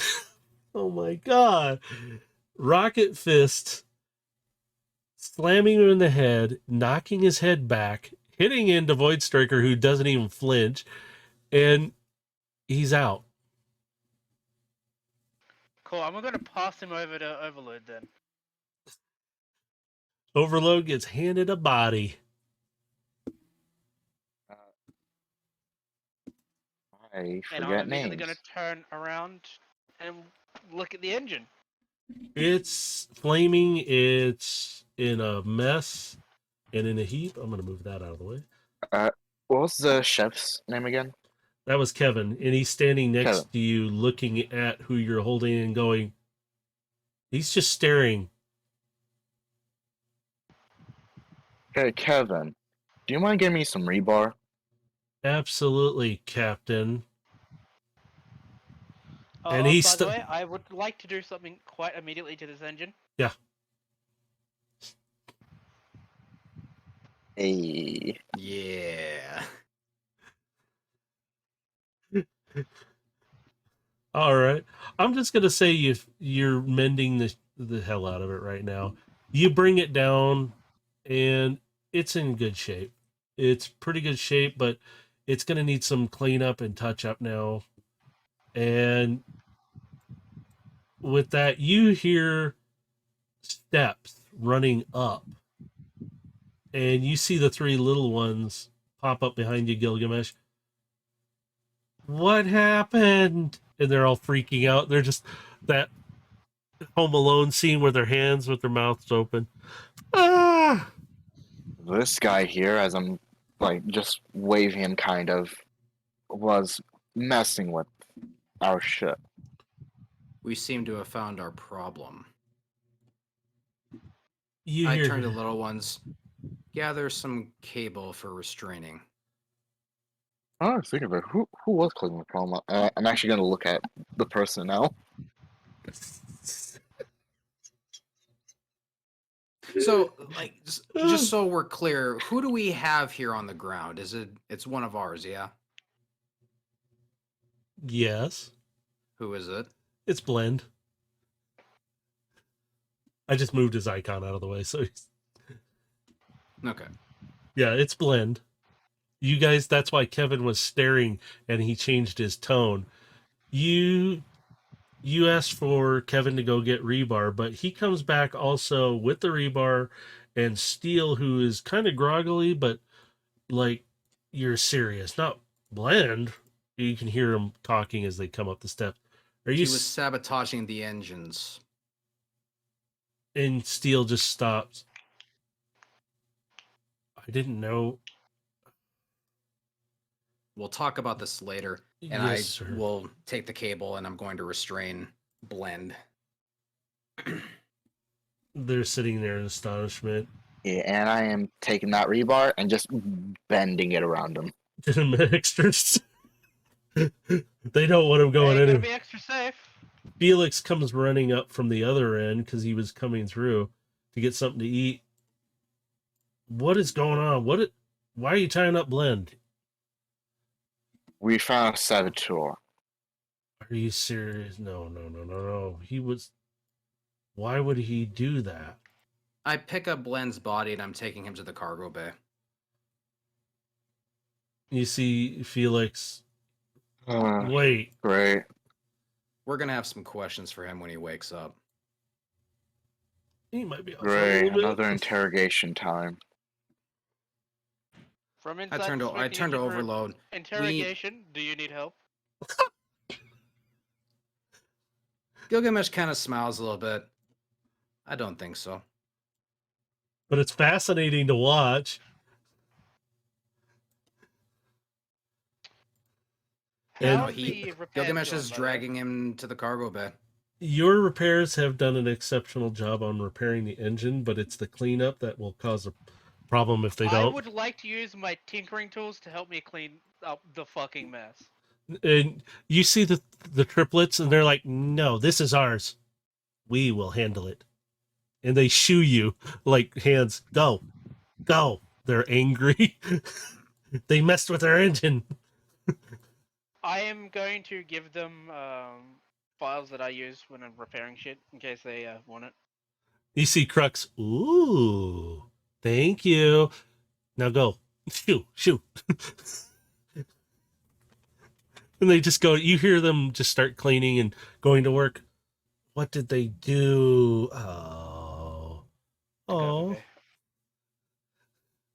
So you got Felix, Kevin, and Steele down there with you, and we had no idea. We really didn't.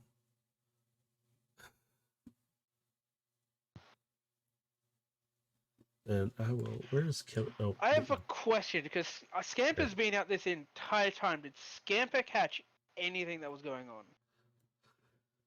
Depends. Was he sent down there during that time to look at the engines, or not the engine, but check the system? Yeah, he's been out the entire time to do that. All right. He probably would have witnessed a lot of stuff happening. Whatever he was doing was on the other side of the engine, so he wouldn't have been able to see everything he did. He just would have witnessed the sparks flying, the flames kicking up at that moment. Then I'm going to recall Scamper so I can get this information myself. And you can, because he's not too far away. So you hear a little just running around the ship, finding the path down to you. Drop the dice off the side. And as he gets back to you, he jumps onto you, he reconnects.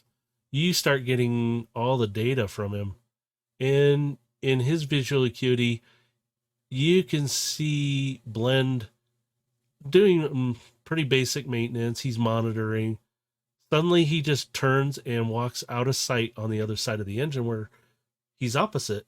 And all of a sudden you just hear smash, smash, boom, and you hear ripping noises, but you can't really see what Do he's we doing. all see this? Unless I voice will directors. project this. Okay, there you go. So you guys are all seeing this now, but it just, he's sitting there smashing the snot out of it.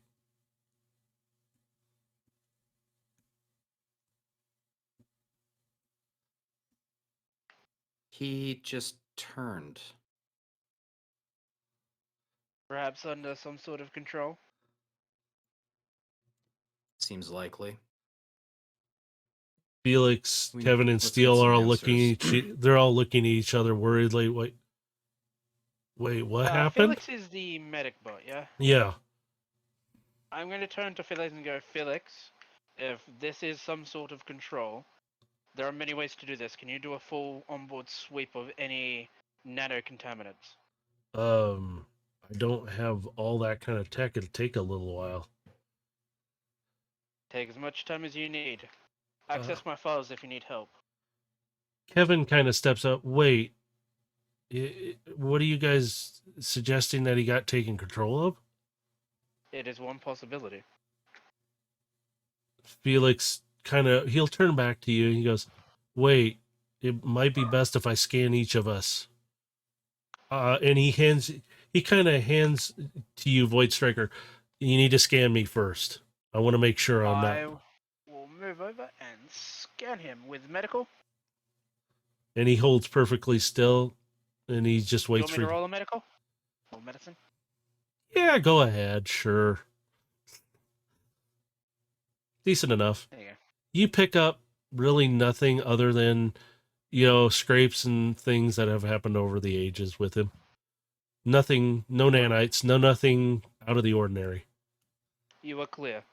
And so Kevin steps up willingly. Please do me. I don't want to do this. I will scan him as well. While this is going on, I'm setting up 2 chairs and I've set blend in one of them. Nice. You pick up nothing out of the ordinary with him. Steele looks at himself and he's like, I'm the biggest one here. I could do a lot of harm.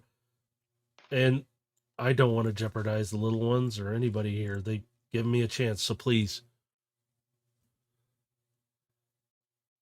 With that, you start scanning. You get down just kind of near his back off to his right side. You're picking up something that's not supposed to be there. It's not part of him. The rest of him is Felix, fine. And he's just standing there waiting. Still, I need you to kneel down for us. Is there something wrong? I'll do it. And he moves over and he kneels down and okay. Felix, can you go get that small bot from the infirmary? Oh, Micron? We Yeah. will need his eyes. All right. And he runs back and he comes back within a second. And he goes, Micron's, what is this about control? Is this true? There is a potential unknown substance on steel. I require your eyes to see it properly. All right. Where? I will point it out on his back. This is underneath. I'm picking up, it's a device. Wait a minute. What is this? What? And you can see he's really, and it's almost like X-ray going right through this Steele's back and into him. Steele, I need to open your panel. It might hurt a little. Is that okay? And Steele's like, just get it out of me. I don't want to hurt anyone. And okay, I need some extra tool. And he kind of looks at you, Void Striker. Could you help with this? And he points at you. I can do exactly that. There you go. So, with your help, he gently as possible, you can hear I'm Steele. literally creating the tools he needs from scratch. Yeah. Whoops. Come on. Kevin and Felix get on each side of Steel just in case, holding his arms and that. And he's strong, but he's not resisting them. He's just trying to take the pain. You guys are witnessing him feel a lot of pain because he's getting a panel on his back ripped open in a sense. So Micron's back there. I'm sorry, Steel, but we got to get this out, whatever it is. And he's not saying anything. He's just grunting and taking it. Micron reaches in with like tweezers that you have, and he pulls it, and he goes, "Hang on, it's kind of stuck." And he goes, "Here it is." And I go, "I wouldn't touch that if I were you." And he takes out a little test tube like thing, and he drops it in there and caps it. And he goes, "I don't know what this is, but it's transmitting and receiving." Can I examine it? Let's. Because I'm assuming this is going to be a tool of a certain person. Okay. Let's do. What would you like me to do? Perception or investigation? Let's do investigation because you're going to be dealing with her stuff possibly. Okay. Possibly, I don't know. I'm not so great at investigation, but here we go. Fuck. I was gonna say I was gonna more likely help. So I was going to say you got multiple eyes around you. I'm going to say you got advantage on it because You know what? you have Void Striker, you have Micron, you have Felix, you have I have that on top. yeah, as well. see, there you go. So with that, I've only got one more of those left. Gilgamesh, So 23. yeah. So Gilgamesh, you're sitting there looking at this thing, and you've seen similar tech to this. This one's a little more advanced. This one is a dirty tool. It can be implanted in somebody, but usually it burns out within a very short amount of time. And you know, Would this happen to be the same tech that Blitzkrieg used on us in our encounter? it's very similar, yes. It's almost identical looking, except for more advanced. With that investigation and with the prior knowledge that I have, could I either deduce that it was not Blitzkrieg that did this? No, It might because have been someone else? Or could I Oh. I assume that this may be some of his doing that got left behind? yes, that would make more for it Okay. because Now that we've got the chip, is it possible for me to make a device to detect more of these chips on board? well, you have the medical scanner, you can try and do it again, or otherwise you can input it into the system of the chip sensors and let it try and detect them. I mean, with some time, I'm assuming you could reverse engineer it probably if you really wanted. I probably might do that. Micron finishes, and Felix has come around to the back and he's helped patch up Steel's back. I don't want to hurt any of you, Captain, sir. He's gesturing toward you, Gilgamesh, and anybody else. You guys have been good to us. To help speed up the repair, I'm going to do this. And he stands up. Oh, what did you do to me? That feels a lot better. You pick up a thing or two when you've lived as long as I have. Thank you. And I'll go over to the doctor and just say, go check Len before we wake him up. Yeah, so he takes the device back from you, Void Striker. He walks over. He I'm scans going to him. transmit him the signal we're receiving from it, so he could probably use the scanner a bit better. Oh, that's perfect. Yes, yes, yes. So he's doing that. He's scanning. This one is in a place that he might not live if they take it out. It's in his head. His memory would be erased. He wouldn't be blend again. And Felix is just holding the scanner there, and it might kill him.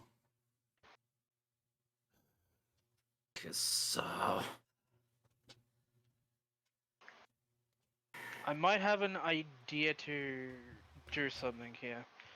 Do you have any scrap parts and transmitters around here? The steel gestures, crate over right behind you, kind of. There's some parts like that you're talking about. He's the one who's organized it, so he knows.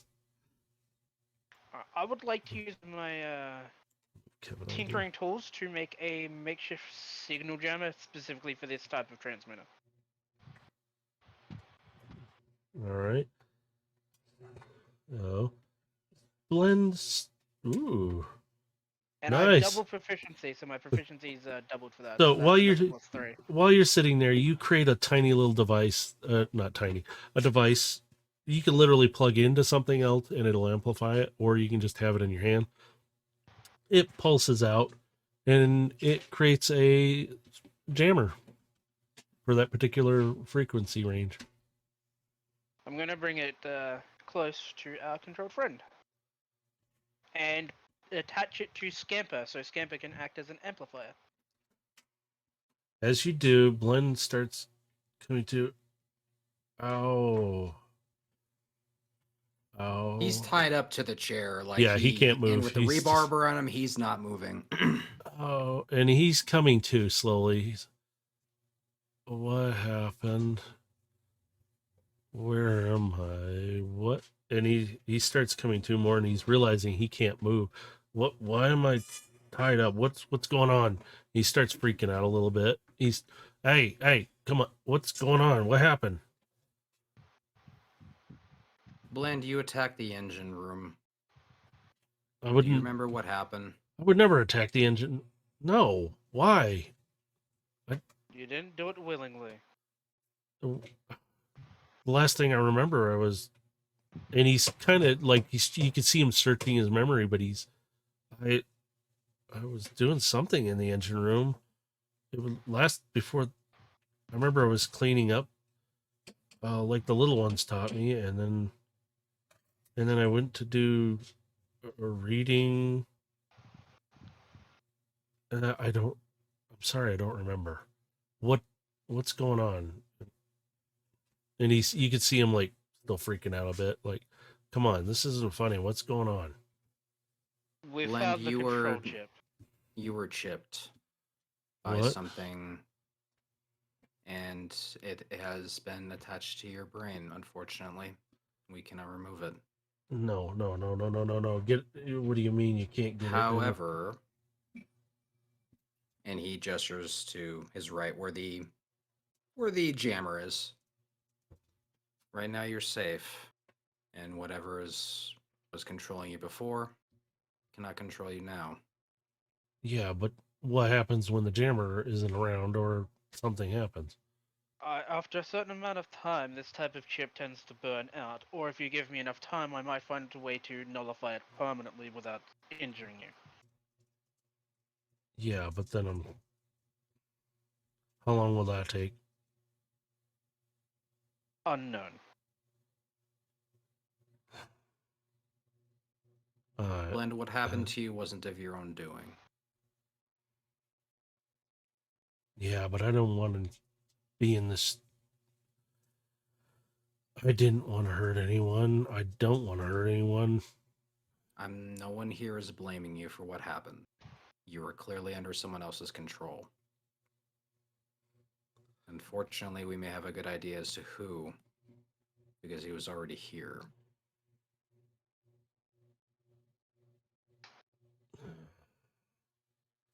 So I've got this chip in my head that I could turn on any one of you. He's looking at Blend in a fairly serious manner. For right now, yes. So what are you going to do with me?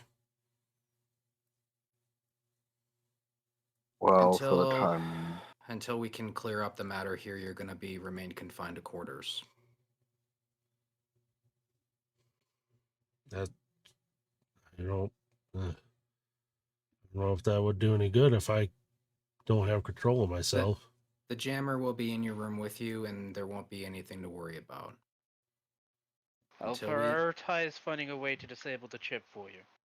Fine, I'll do it. I don't. I'm gonna have Scamper sit on him Am I gonna And We be? will fix this. We will fix you. And if anything, if you do go out of control again, I'll just give you another knockout punch. Well, I prefer you didn't punch me again, sir. Even though I'm assuming that's why my head hurts so much. Yeah, sorry, but it was kind of needed. Understandable, sir. I just did I hurt anyone other than the ship? I don't like even hurting that. Thankfully, I Thankfully, believe we no. got to you in time. Good. Yeah. And most of the damage was repaired, so we got it taken care of. Then go find me for now until you figure something out. But now I'm a liability. Just put me in my quarters. I'll stay there.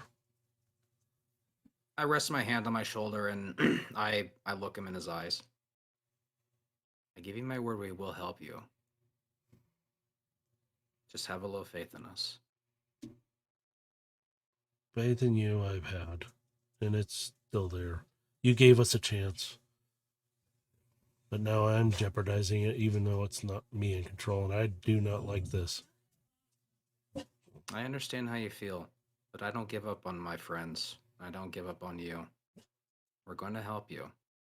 Promise.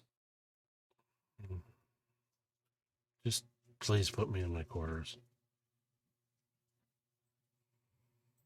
I'm Felix, going my God. to untie the cable from him, and I'm going to, I guess I'm not sure I'm going to slide off the rebar, because someone else is going to need to do that for me. Overload. I'm just like,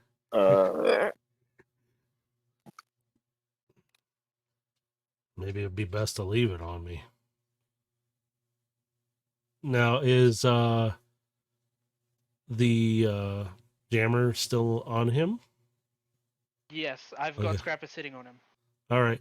As Blend starts to move forward, you guys suddenly hear a scream coming from the doorway. It's Micron down on his knees. I go check on him. And he just slaps your arms away.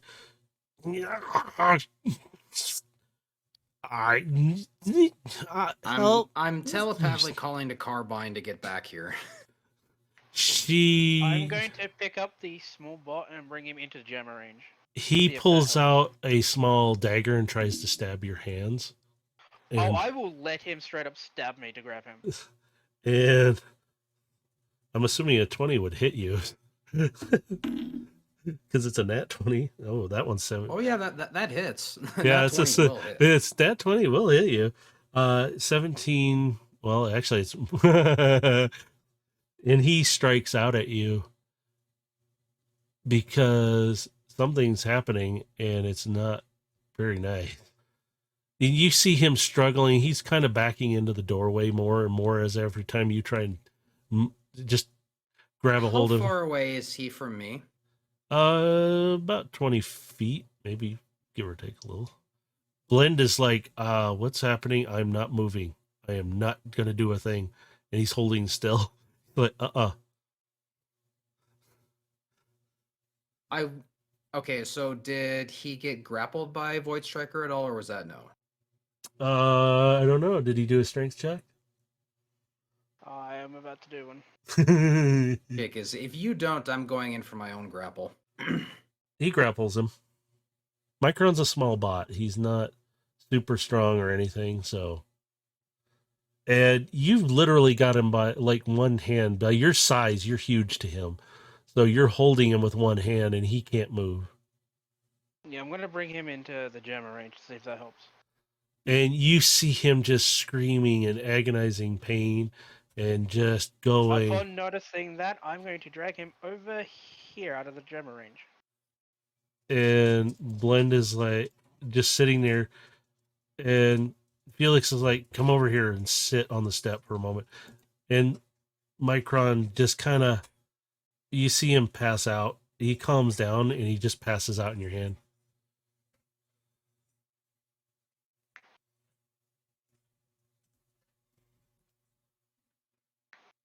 Well, Bl- that's an interesting situation. Blend is looking at Micron. Is that what's going to happen to me? No. Like I told Blend, we're gonna get this fixed for everyone. He stands up from the step. Yeah. That ain't. I'm sorry you all got involved in this. Blitzkrieg did a number on you guys, and I didn't even notice. It seems I stepped aboard at the most opportune time. Way. Oops, I'm going to move Blend back out of the way so I can grab him. Felix comes over to you, Void Striker, while you're still holding him. He scans Micron down. And he picks up that same chip almost instantly. I have a feeling I know what caused Micron to act up. I believe signal interference can cause these chips to prematurely activate. Okay. Meaning Are for we? every chip we find, we will need a separate signal jammer for. Well, that's not gonna be annoying.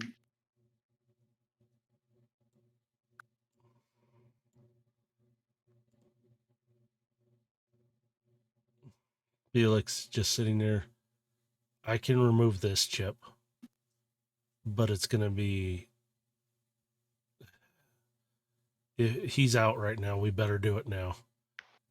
I will hold Micron still and get ready to help heal. As you hold him, Micron doesn't even flinch. He's passed out cold right now. You can see Felix's hands. He's steady. He's calm.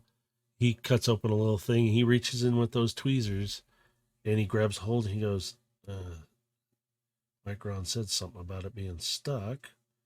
Yep, there it is.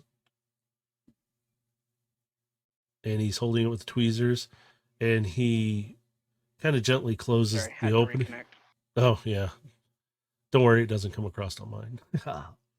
But he closes up Micron's back a bit and he takes another one of those test tubes and he drops it in there and closes it.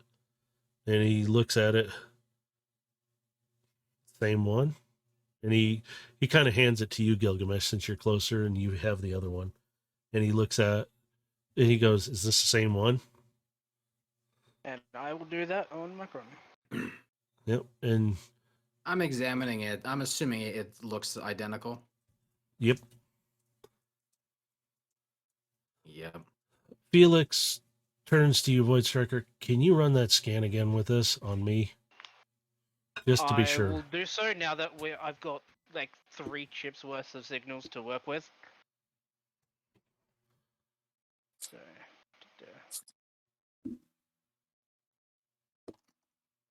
I turn to Carbine while this is going on. Carbine, you remember back when we encountered Blitzkrieg?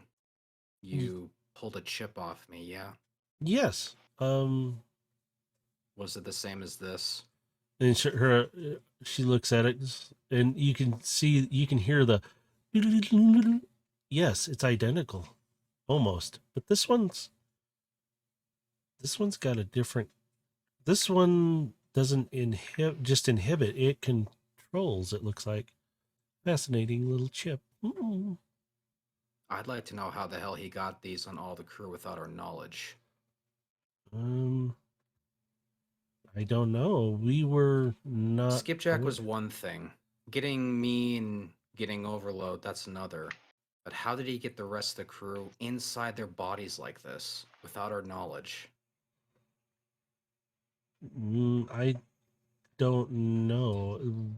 It could have been while they were in charge stasis. upon hearing that, by the way, there's a check for Felix. Oh, sorry. Yes, you scan him. He's still clean. He has nothing, and he just. I'm going to give Felix the scanner and go check the all charging ports. Yeah, absolutely. and he runs up. You see him. I'm gonna just stick him in the med bay out of the way. You see him run up, and I'll do the same thing with Micron. Sit him in there.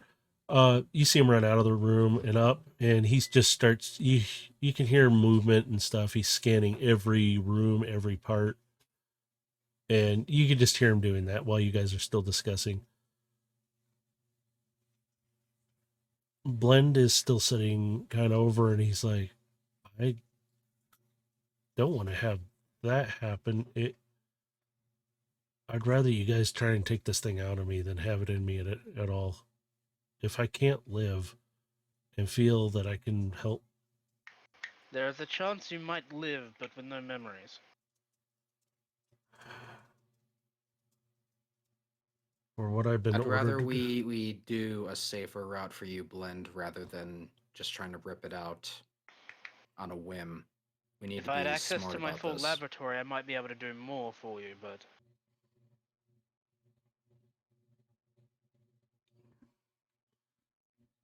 He gets up, he walks to the door. Whatever, I'd rather have it out. I'd rather take the chance of dying or not having a memory at than least living give with this. me a couple cycles to figure out more about these ships. Fine, you have the couple cycles. After that, I want it out.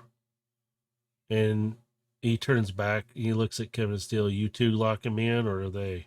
I don't care who, but somebody better lock me up good.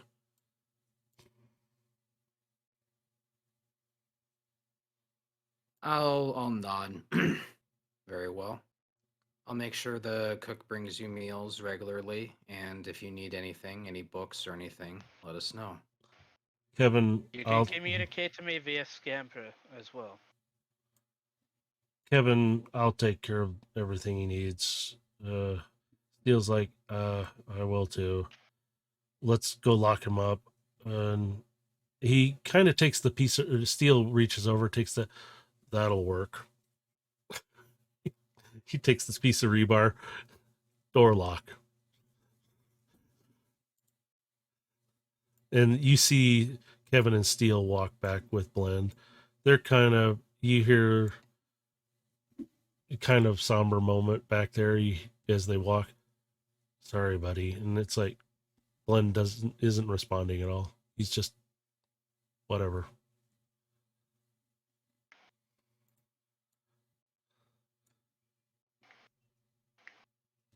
Carbine's looking at you, Gilgamesh. Did I miss something there? Because she only caught up to a part of it. Gilgamesh is noticeably unhappy. Seeing what's happening to his crew and knowing who did it, he can't help but feel a little responsible. Gilgamesh, may I have those chips so I can begin my research? He just hands them over to you over his shoulder. I'll take them and go to the only location that is viable for research. That is, if, Felix will let me in. He probably will. Probably the most sterile thing in the ship, anyway.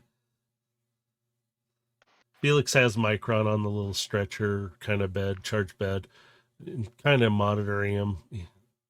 He's just watching him while you're doing. He's like, you're more welcome to use any of the equipment.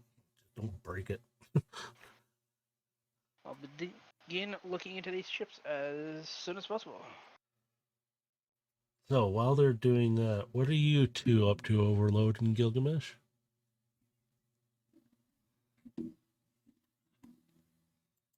Oops. What did I do? I will say he's going to the bridge and he's going to make a call.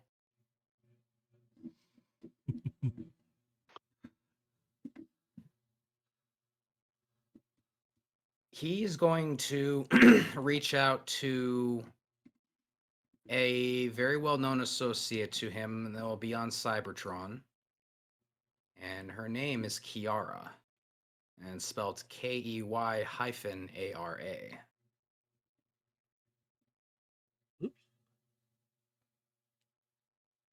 Spell that again for me. I just screwed that up. KEY-ARA, but it's pronounced Kiara. Oh, that's how I would say it anyway. So I like the name. Cool. All right. So you get up to the bridge. Overlord, are you following him, or are you just hanging out in the? You playing tennis in the cargo bay? What's that game they played in there? I'm gonna go play mahjong. Fucking Well, that's in the lounge area. Yep, there you go. Cybertronian Mahjong. It's very fucking play complicated. mahjong. Yeah, but it's Cybertronian, so it's very complicated. It's more complicated than standard Mahjong. Damn smart people and smartness. Wait until you try and play Cybertronian chess. It's even more complicated. So, Gilgamesh, Carbine is kind of noticing your emotion. She's like, "You're not okay. What's going on?" He looks down at the console.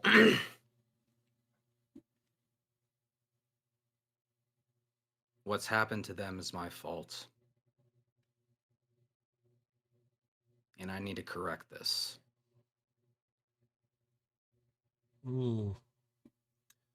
Many things can happen. So you see the message she sees the message she's sending to Kiara, and it's basically, Kiara, I need your help. I know things are very sideways in Cybertron right now, but things are growing pretty dire. I need your help.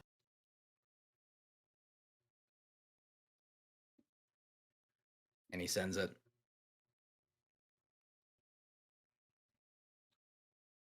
Don't get a message back right away. And he wouldn't expect one either, because it's a ways away from here, and she's not gonna be immediately responsive. But he's gonna turn back to Carbine. We've been on the defensive on this the whole time. But when this job's done, when we finish whatever is going on with this compass, I'm going to Cybertron. I'd like to see Cybertron. Is it pretty? He used to be. Oh.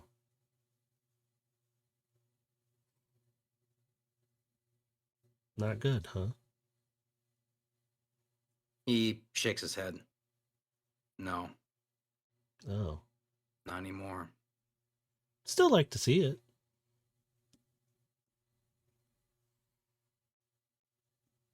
He's got that sinking feeling, kind of like going back to the memory that he experienced during his transformation, seeing that grave marker again.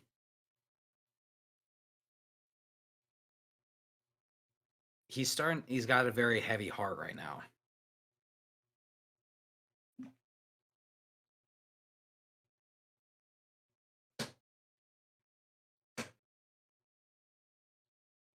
Everybody chooses their path, Gilgamesh.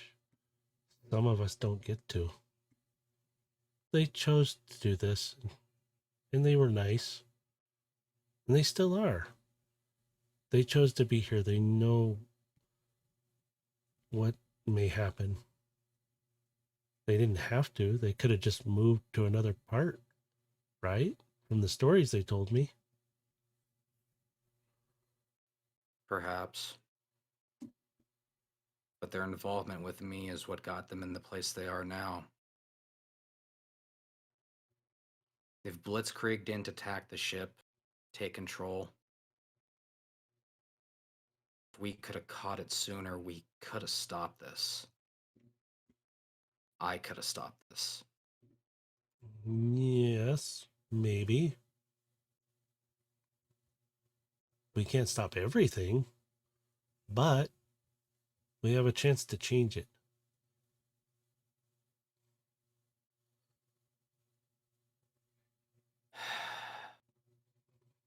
I wish you could see the gravity of the situation as I do.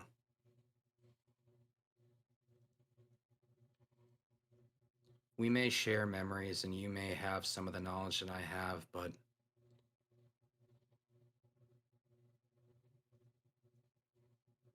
this is going to be a problem that I don't know if any of us are really ready for. But it doesn't matter.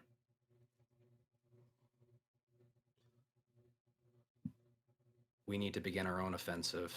And for that, we need to assess the matter. We need to get all the information that we can. And that's where Kiara, and he gestures to the console, where she will come into play.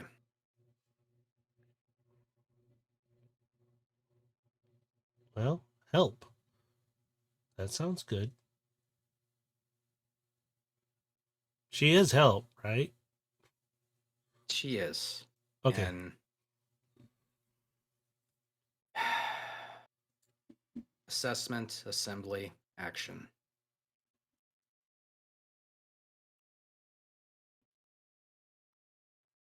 That's where we need to start.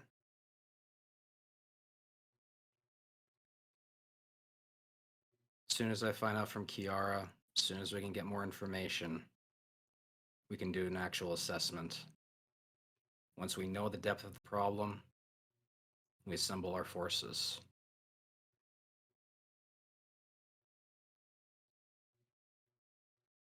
Unfortunately, I don't know exactly what forces we have left out there. I haven't heard from the Koga. I haven't barely heard from my master. And the messages I've been getting, I think I'm up against a widow's rival.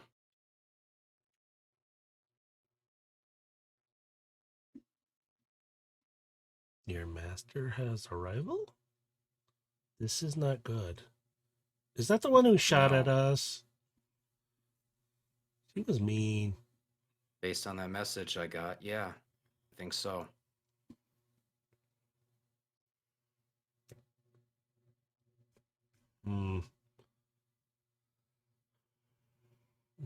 Before, I might not have felt confident that I could have a chance against her.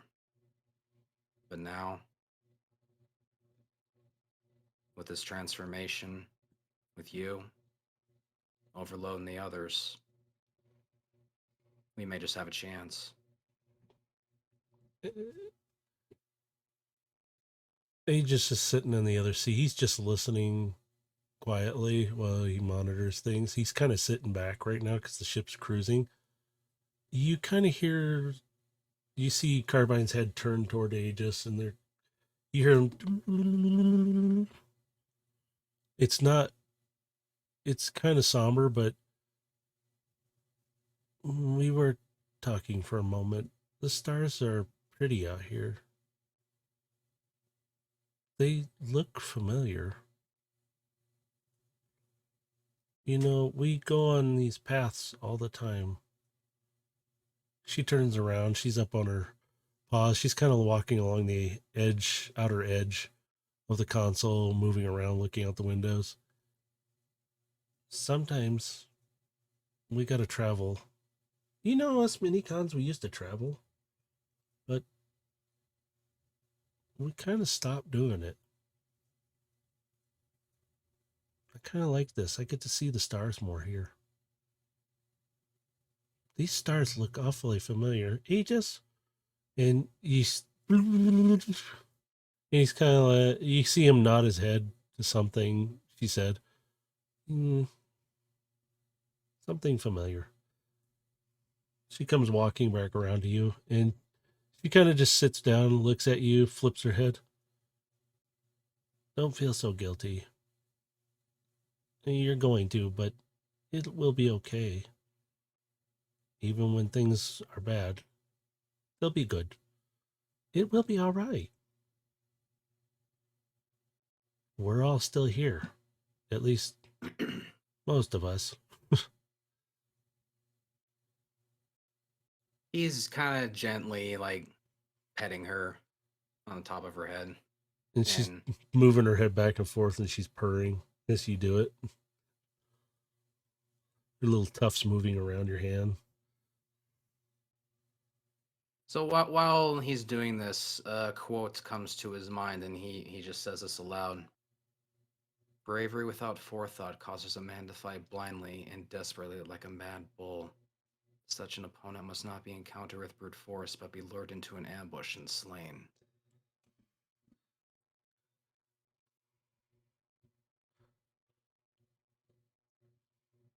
We have to be very careful.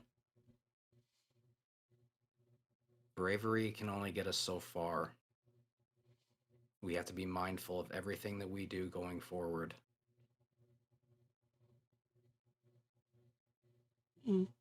We can do that.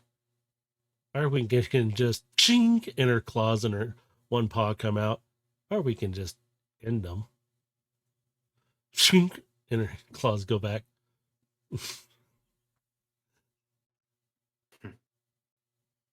I admire your courage. I'm learning from you. And she points with her paw.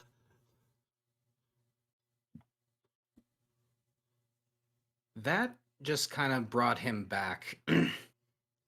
And he's more refocused with that.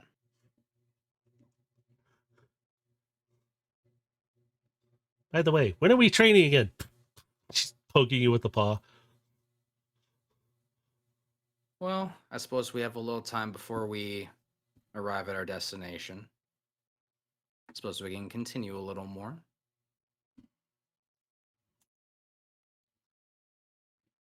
And I'll just kind of pick her up and put her onto my shoulder.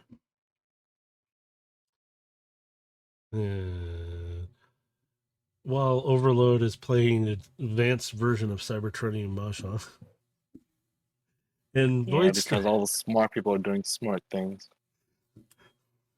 Well, if you want an opponent, I could send Aegis back there for you.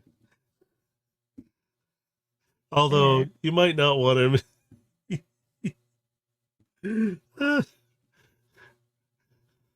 Void Striker is down in the medical lab now, /lab full on too. And the rest of the crew, Blend, is contained in one of the quarters. Steel and Kevin are asleep, charging up.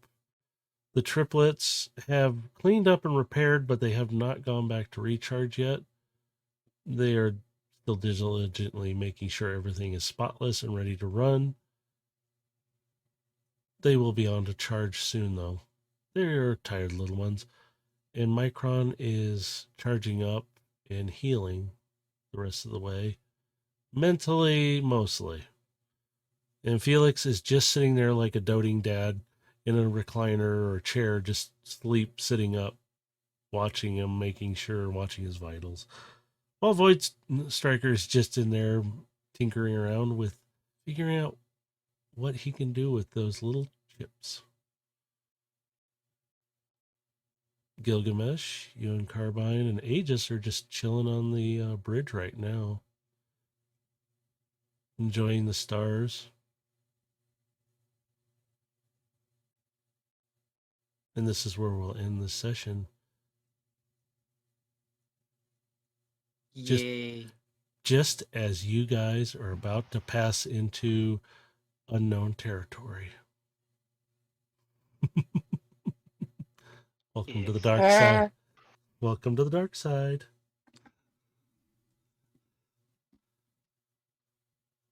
So with all that done, ta-da-da-da-da-da. Okay, there we go. How do y'all feeling? Great. Pretty alright. Oh, that's it. He's Just, out. Okay, eject him. He gets ejected out the ship in scrap pieces. The little ones got a hold of him, the triplets. You don't want them being messed with. They will mess you up. In all seriousness, good session, man. It will get better on the next one. Sorry, there wasn't as much interaction of combat and stuff. This one was kind of bring you in, but also to have you interact in a different way so I can feel out what some of your smaller, in a sense, capabilities are. because I have a feeling I know what your bigger ones are going to be like. And if it's anything like Smash up there, you know, I still love telling that Rocket story. punch. Yeah. The ship shuffles a little bit to the right. What in the world? It's parked on the platform. How did he make it move? No, that was the hammer that he used for that one. Was it? Yeah, Oh, that's right. Yeah, he okay. slammed his hammer through the nail and nailed him to the wall.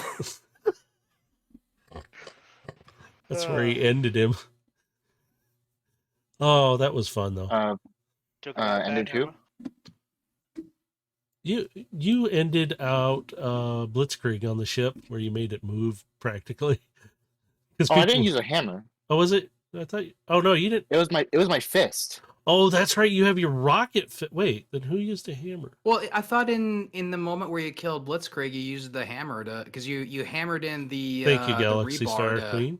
to spike. No, I'm it gonna to say the your full ground. name because you just No, fabulous. the entire time I was using my fist. Oh, okay. I'm No, I powerful thought enough you to were do like- that. I thought you were using like a sledgehammer or something to jack him up. Oh no, that was the little ones who were beaten. What? No, wait a minute. Oh, Who was did it them? Yeah, because I They were thought someone hitting had a stuff. sledgehammer jacking him up with that. Yeah, they were doing something because those three little ones they transform into three different things. They also do the one turret and everything.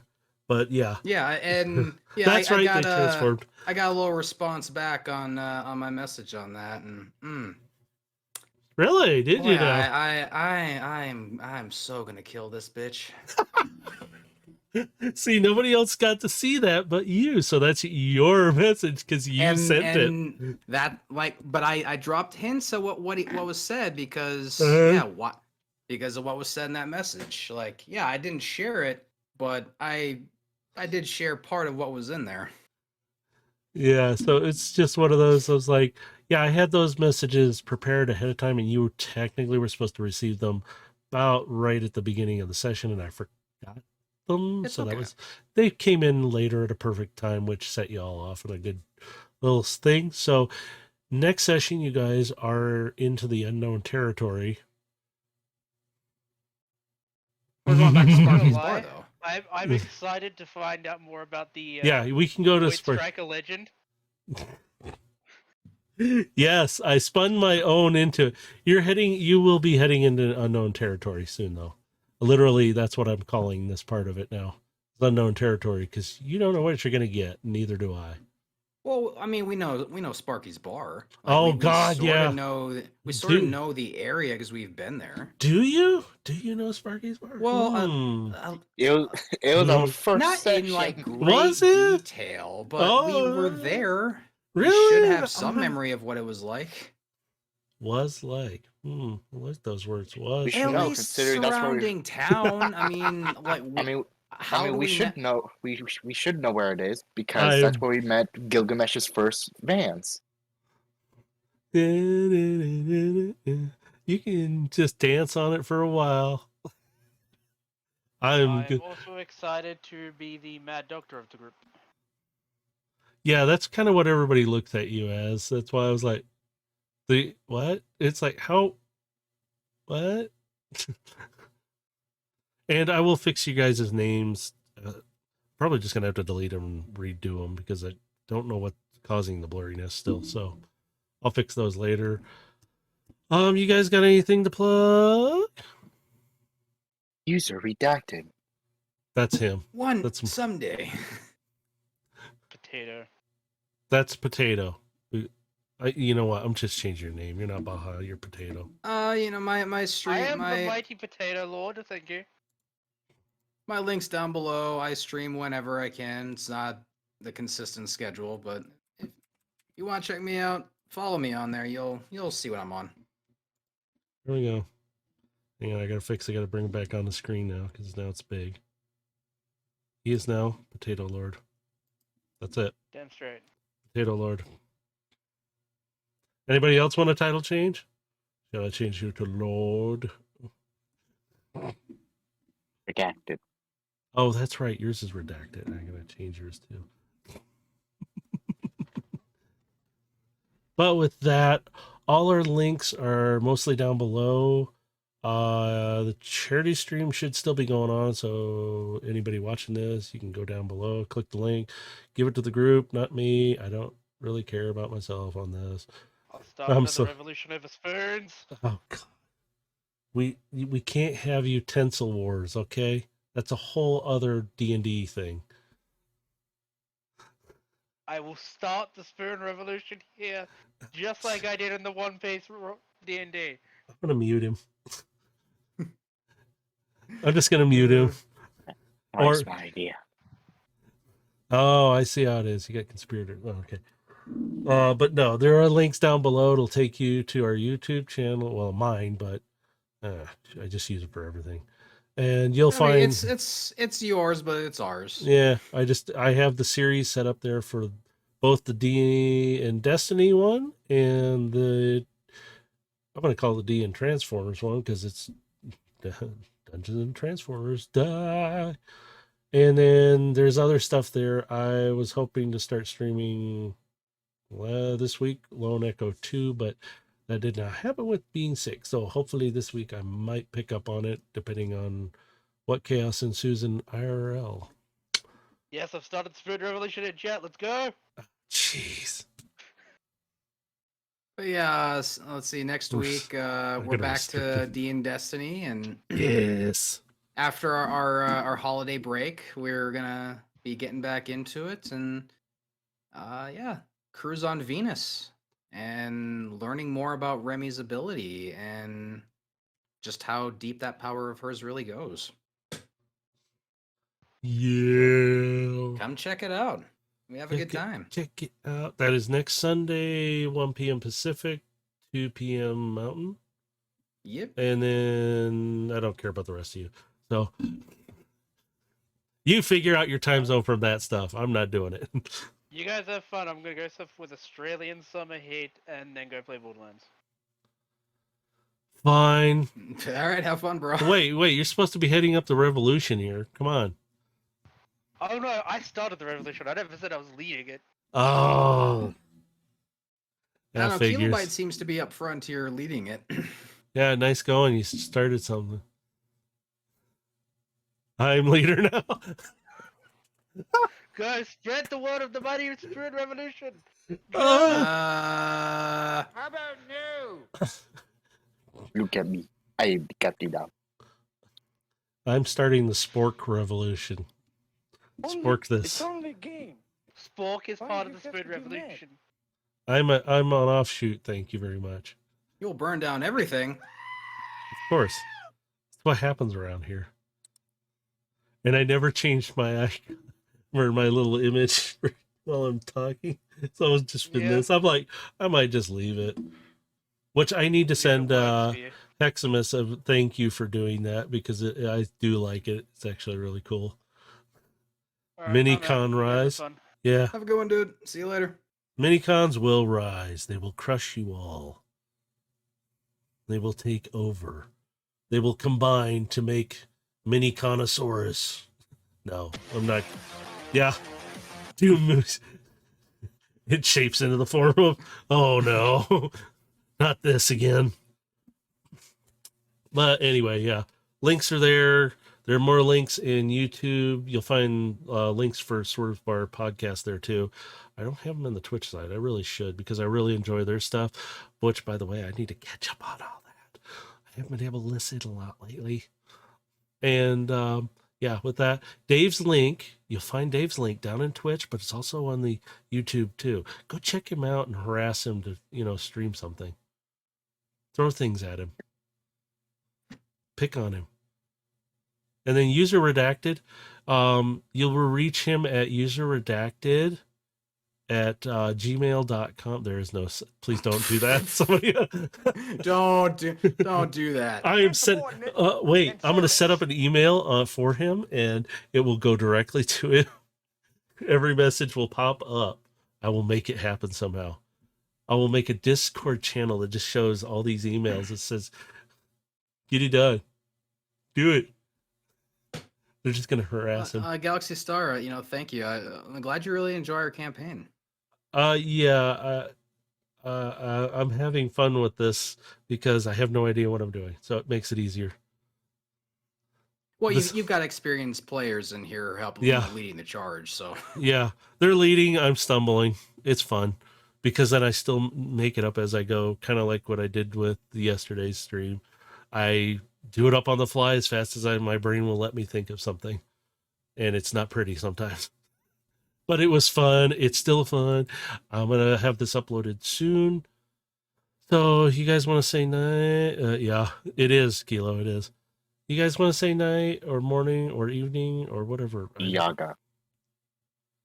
see you guys next week. Get Wait. some sleep. I'm switching scenes out. Bye, y'all. Laters.